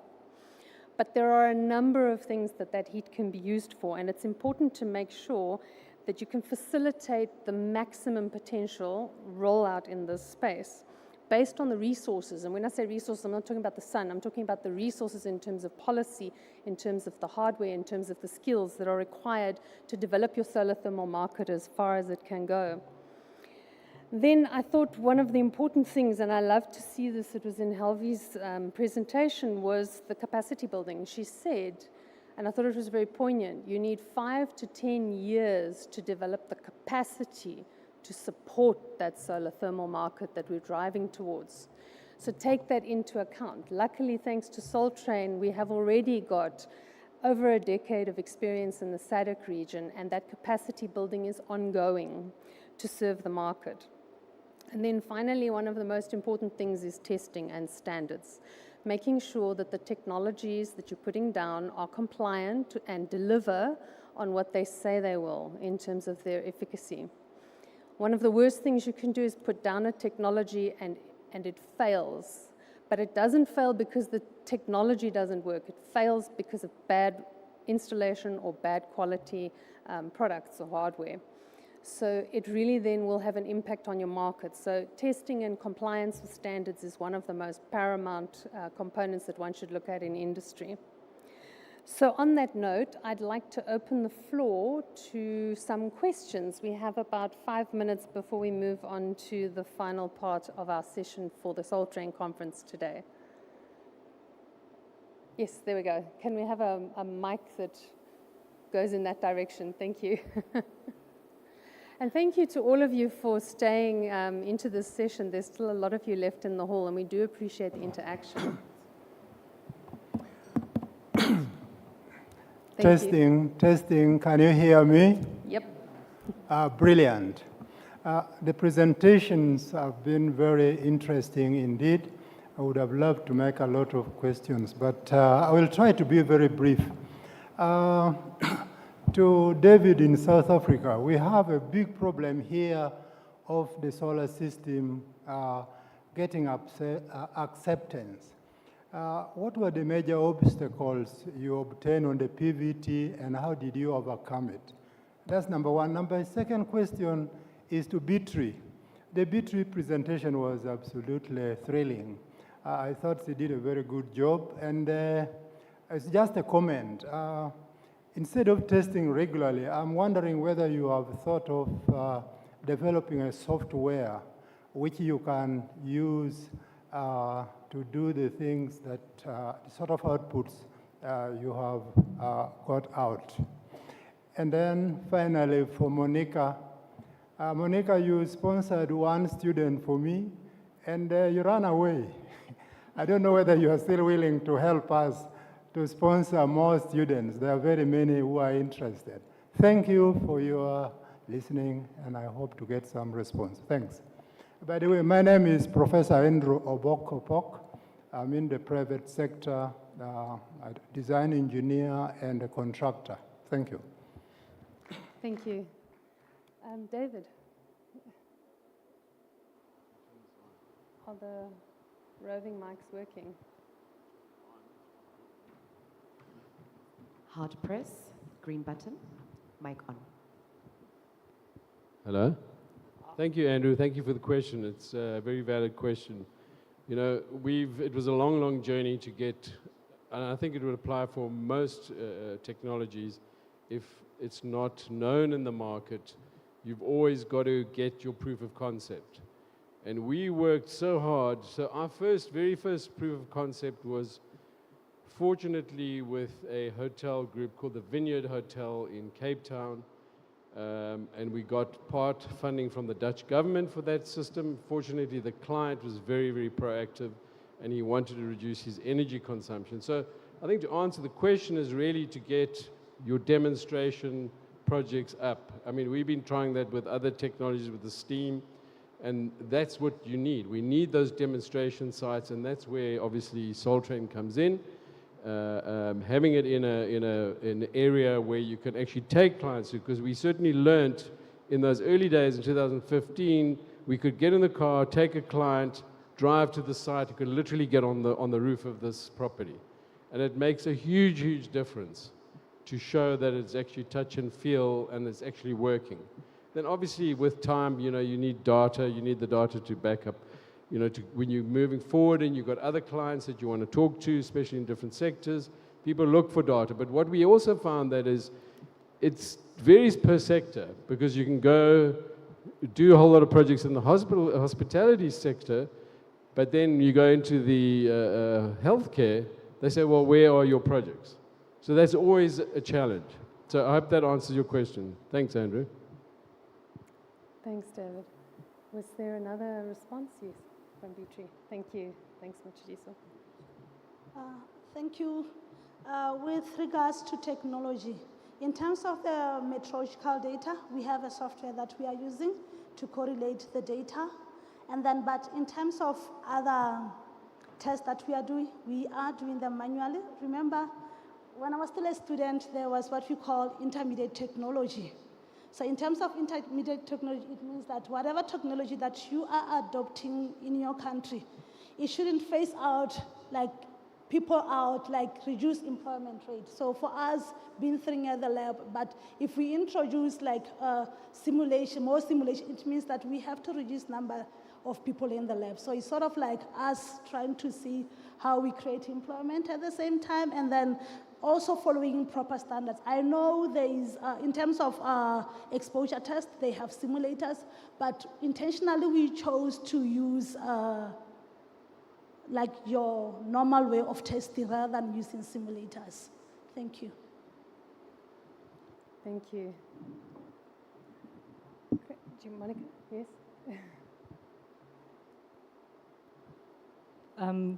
Concerning, I don't know whether I got it correctly, so you refer to the bursaries that were awarded.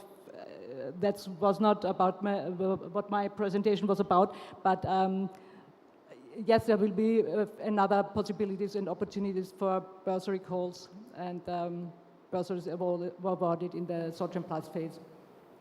And if I got the numbers somehow wrong, I'm sorry for that. But okay. Yeah, there will be further bursary calls. All right, thank you. Thank you. There's another hand, and we'll take the last question. Yes, thanks, Francois.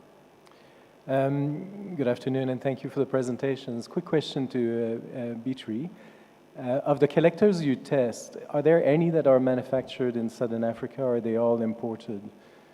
My understanding is most of the local manufacturers have actually disappeared over time. But maybe I'm wrong. We were very particular when we did our sampling. We got some from local manufacturers, some from Southern African region, some from China, some from Europe. So we sampled collectors from different places. Thank you. Thank you. I think what's key around that actually is also you can build trust by de-risking. So by doing the kind of testing that you're doing, you create a market and you maximize your economic potential if people trust. Nobody will buy a technology and nobody will invest in a technology if they don't trust it. So you have to be able to prove that it is trustworthy. Thank you. And on that note, and as a prelude to one of the sessions tomorrow morning, I'd like you to consider everything you've heard this afternoon against the backdrop of the just energy transition. It's always couched and framed as this new thing that we have to move towards, but it's not new. We've been doing it for a very long time, and it's called energy diversity of supply. And we're not necessarily always doing it to reduce emissions. We're doing it to make sure that we have a secure energy supply. And that's what solar thermal does. It takes load off-grid, for example, in South Africa, with all the load shedding we've had lately. If we could reduce the load of electricity used for thermal production, there would be no load shedding. So it's important to consider that the just energy transition is something that needs to be growing and not just being conceptualized now. It's already underway. So on that note, if I can ask that we can have a group photo with the current speakers, please. And then we'll move on to our final remarks with Mr. Wolfgang and Prof. Kevin. But if you don't mind, if we can do the photo and the... Well, ladies and gentlemen, I'm sure you do wish to give a round of applause for Dr. Karen Surridge from Sadc South Africa, along with her very impressive panel. Thank you indeed to every single individual on the panel for their insightful presentations from this morning. Well, if you'd like to get to know them better, you may be lucky enough to catch them a little bit later at the networking cocktail, just at the marquee here at the Grand Palm, or perhaps you can zoom into their profile on www.sadcenergyweek.org, where all the presenters' profiles are available for you to engage with. Well, ladies and gentlemen, we continue very, very shortly with the program. Thank you so much, Soundmaster, for a little bit of a soundtrack.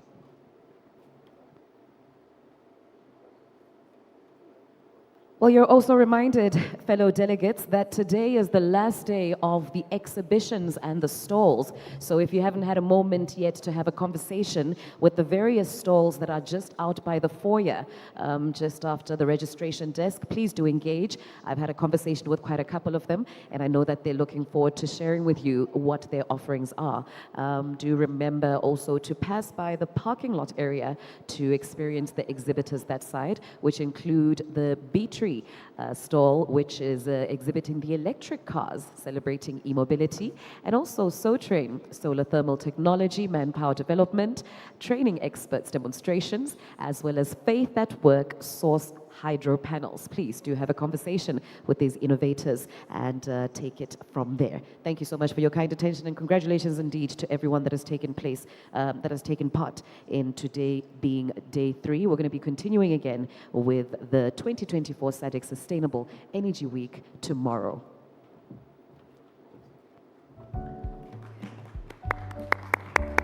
Thank you so much to our speakers. And apparently you haven't escaped from me yet. I am going to introduce our 2 final speakers for the final remarks and highlights. So firstly, over to our project leader of SolTrain Plus, Wolfgang. Please come take the podium for final remarks. Oh, Prof, you want to go first? Okay. So Prof. Kevin from Botswana, also one of our SolTrain Plus leaders and also been involved for so long. Please come and take the podium, or you're going to speak from there. Yeah, okay. Thank you. Thank you, Dr. Karen. And if you're still in the hall, please can you congratulate yourself by hand?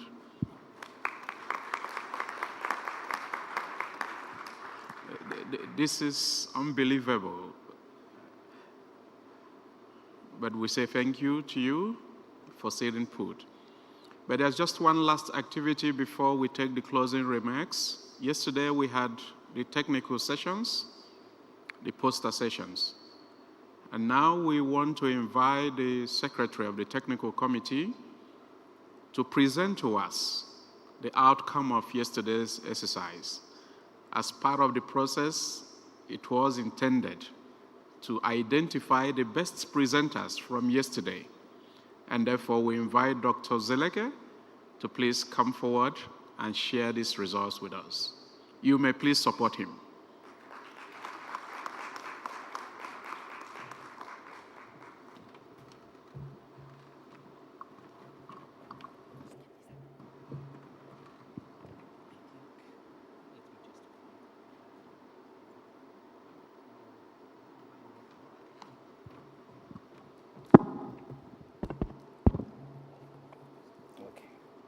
Thank you very much.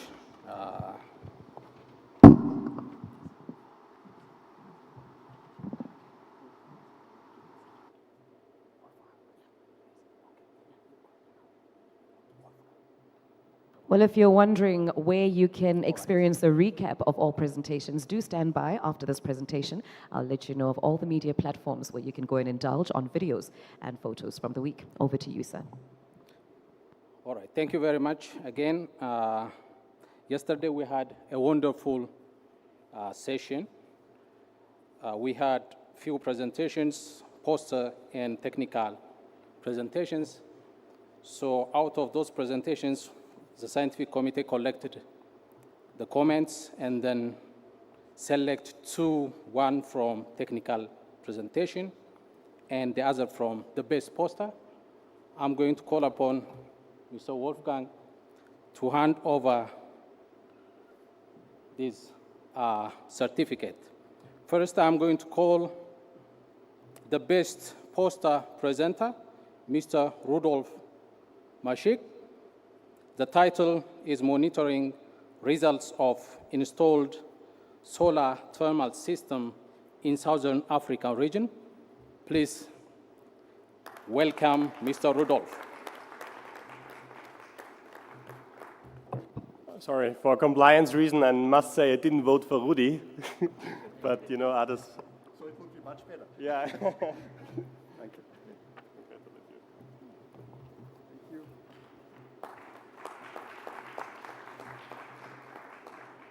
Yeah. Thank you very much. And this one is the best technical paper by Mr. Loeto Segwabe. On his behalf, I hope Mr. Shefo Segwato is going to collect this certificate from Mr. Shepo. I think he's not around. Maybe Mr. Kago is going to collect it. Thank you very much. Yes.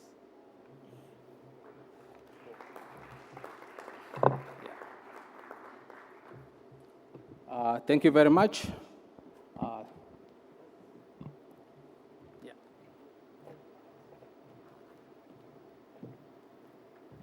Thank you so much. And then for our closing remarks for the conference, please, Wolfgang. Thank you, Karen. Thank you to the speakers of the last session and the whole day. I think it was really splendid to hear from all different areas what has been done in Soltrain. As it's quite late, I just want to point out three aspects, three clusters and topics that personally for me were important and I want to take with me, especially moving forward in the Soltrain project. The first one, we have seen in presentations that solar systems are working and they perform well.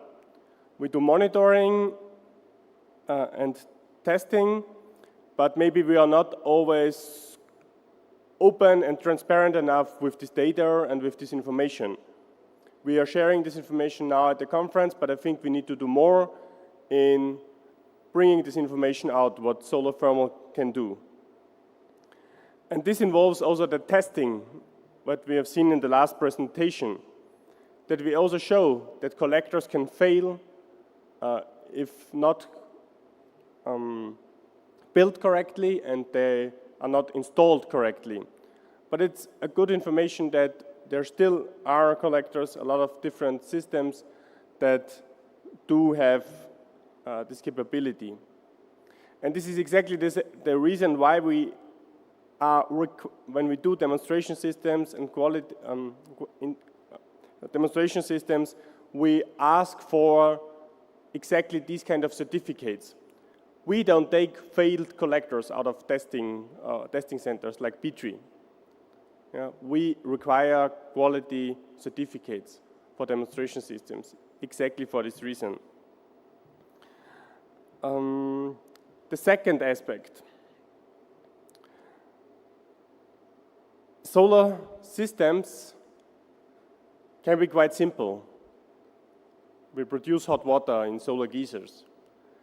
But they can be so much more and very complex with PVT systems producing also electricity at the same time with wonderful efficiencies.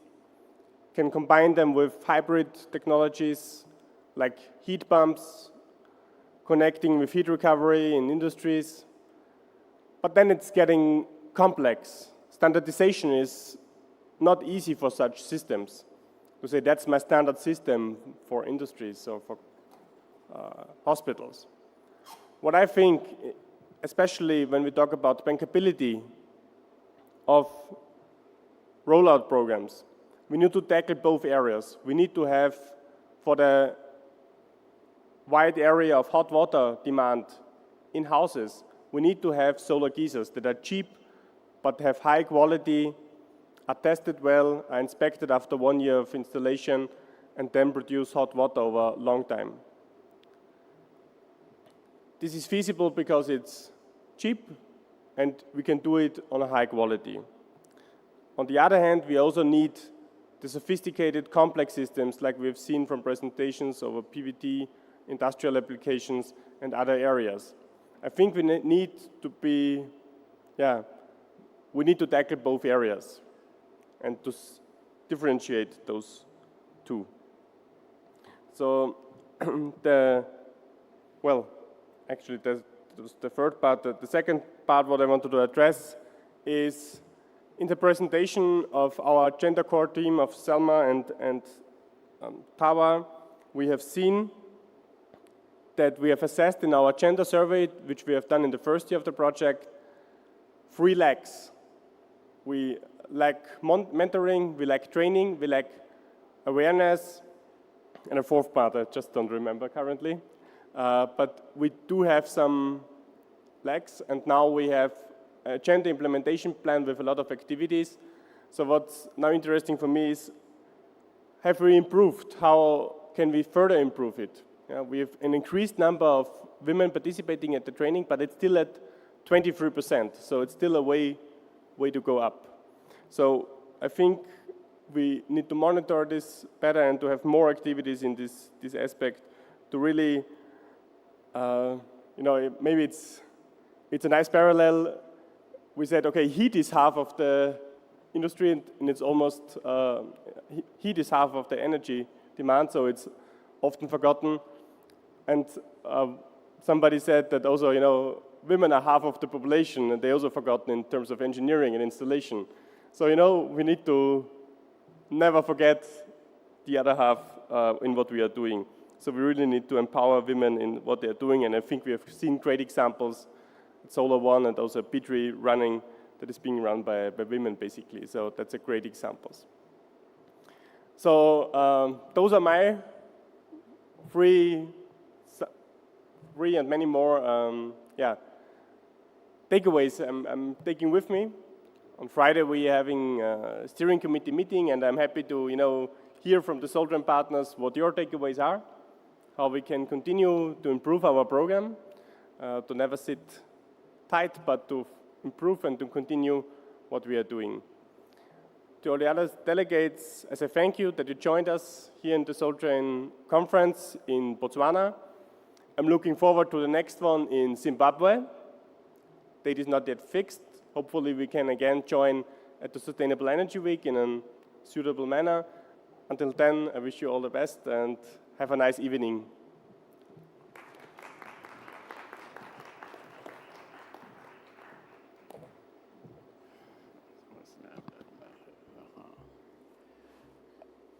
All right. Okay. I would like to continue from where he stopped. And my duty standing here now is just to say thank you to everybody for being part of this process. But I want to especially recognize the team from the Department of Energy, led by Ray Molenga. Please, Ray Molenga, could you bring your team to the stage? We want to appreciate the Department of Energy team. If you are from the Department of Energy and you're still here with us, please, can you join us on the stage? Let's encourage them.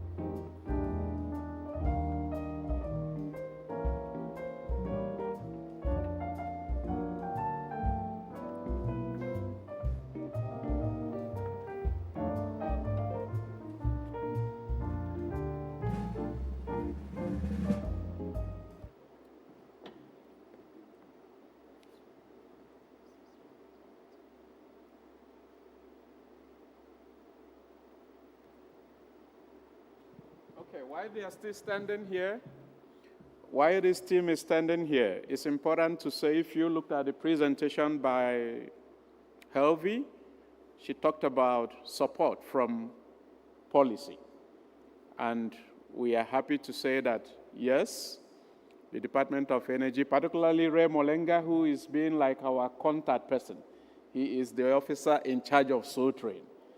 He's been helpful, and we're very thankful. Actually, I owe them some hampers, but the last session decided to award themselves my hampers.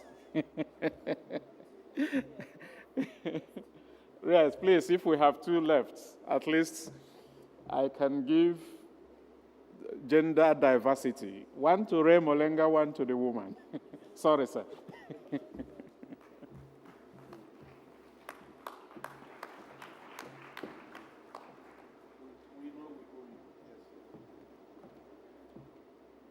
All right, while they are standing here, if we also have the privilege of the event organizers, Artcraft, if you're pleased anywhere within the vicinity, could you join us on stage? You're from Artcraft, if I got that right? Artcraft. If you are a staff from Artcraft and you're anywhere around, could you please join us? They may be busy running around the many venues, but if somebody could tell them, go ahead, man. Indeed, Prof. They're most likely ensuring all systems are in line for the cocktail networking session. However, we will be sure to honor your intention during the course of this week. Right. I assure you that. Thank you, ma'am. Similarly, can we invite all staff from Sadc? They've been very supportive. The staff from Sadc, we're not asking for Ray Kudana, we're asking for Nokokure, we're asking for Cornelia, we're asking for the others. Selma is one of us, but she can join you. Please encourage them. All right, now I see Osman from Aircraft, where today is a very beautiful day. Come on. Let's encourage Osman.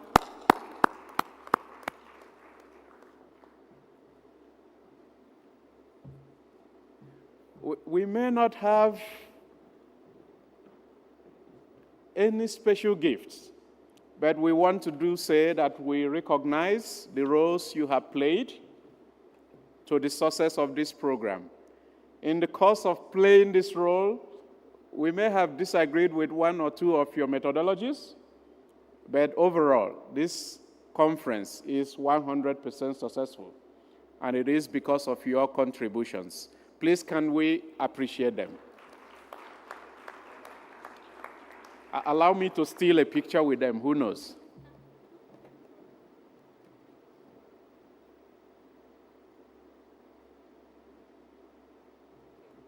Don't go. It's a long list. May I also call the project leaders from all the partners to join this line? If it was because of your hard work from Namibia, your hard work from Zimbabwe, Lesotho, Sanedi, Stellenbosch, and Nol, please can you come and join us here, the project managers? Please encourage them.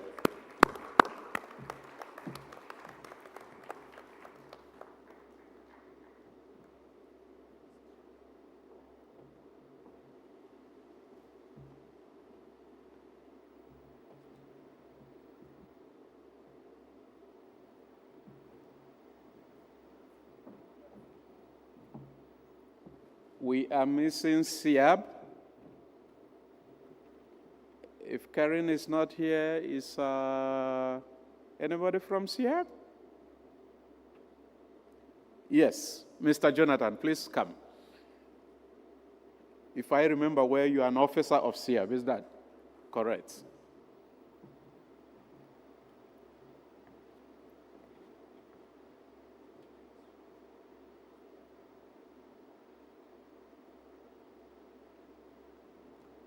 All right, while the list is continuing, we couldn't have been successful if there was no funding from ADA.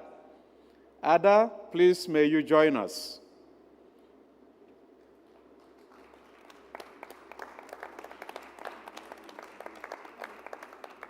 And as ADA is joining us, you know, for Ray Molenga and Co, they know protocol. I don't know protocol, I know delivery. But we have an ambassador who's been sitting with us from the first day until today. This is extraordinary. And if you've ever been to Austria asking for visa and it was smooth, it was because she intervened. So please, let's encourage her the more. And a little secret for those of you who would like to go to Austria. If they ask you, what are you going to do? After saying everything, you say, and I'm also going for Soul Train. And of course, once they read that line, they are going to approve your visa.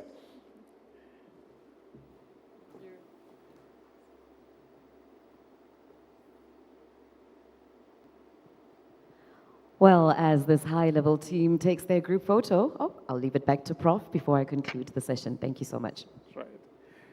It will not be possible for Wolfgang to join us if his CEO didn't allow him. So can we invite the CEO of AE Intech and all the staff of AE Intech to join us, please?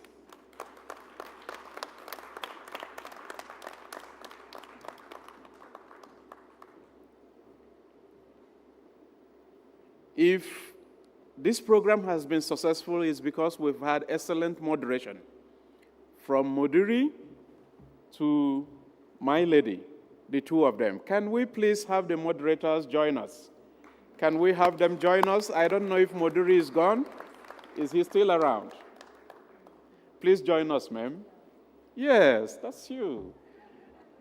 It's you. We want to appreciate your good service.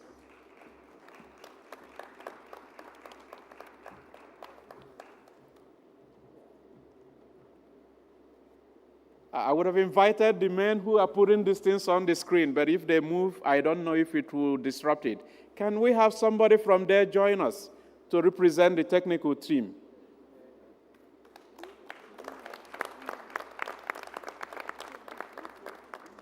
Can we just have one of you? Provided the slides will not go down.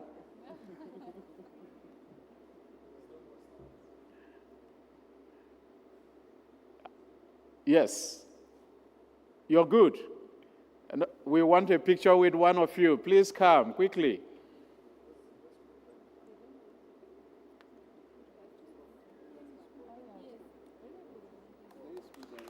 Right, beautiful. And while we are at it, the Executive Secretary of SACRI is coming towards us. Don't mind that he's backing us. Let's invite Ray Kuda to please join us.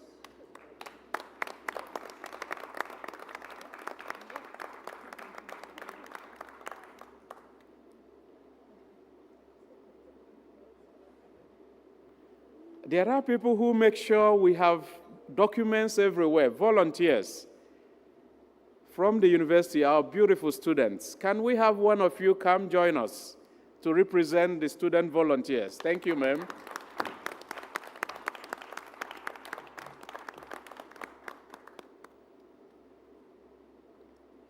When you have this big planning committee, the program will never fail. This is just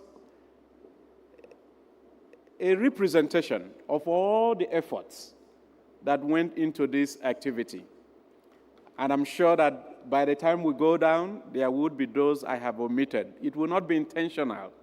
It will be operational. So, ladies and gentlemen, on behalf of the Clean Energy Research Center, the University of Botswana, we are grateful. We say thank you. We are happy we are successful. And for our friend in Zimbabwe, Samson, where is he? Maybe he's disappeared. He's already planning the next one. We want to hand over this baton to you to say, we are coming to Zimbabwe. Please make sure you do better than we did.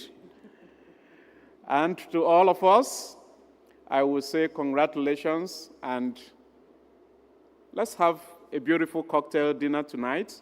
The moderators after this picture session will talk to us on the rest. Let's take a group picture. I need to be part of it.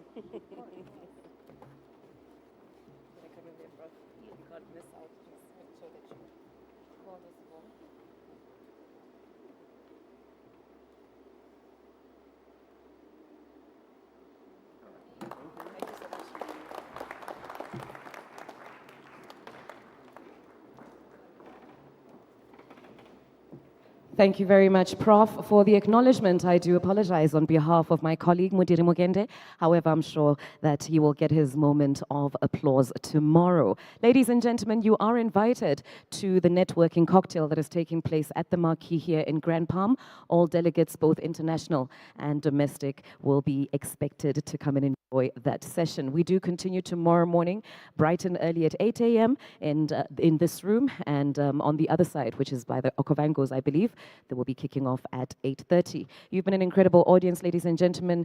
Do keep in mind to take care of your tags or lanyards for sakes of the identification process. Well, if you'd like to enjoy and reflect on the memories that have been created in this here event, please do visit these various platforms. Keep an eye on BTV, Gabs FM, BW Government Facebook page, Ministry of Minerals and Energy Facebook page as well, and I'm sure most of the newspapers in the country have covered the story. Well, on behalf of myself, Giselle Kibakile and Mudiri Mugende, you've been an incredible audience. Thank you so much and congratulations indeed on day 3. Goodbye and God bless until tomorrow.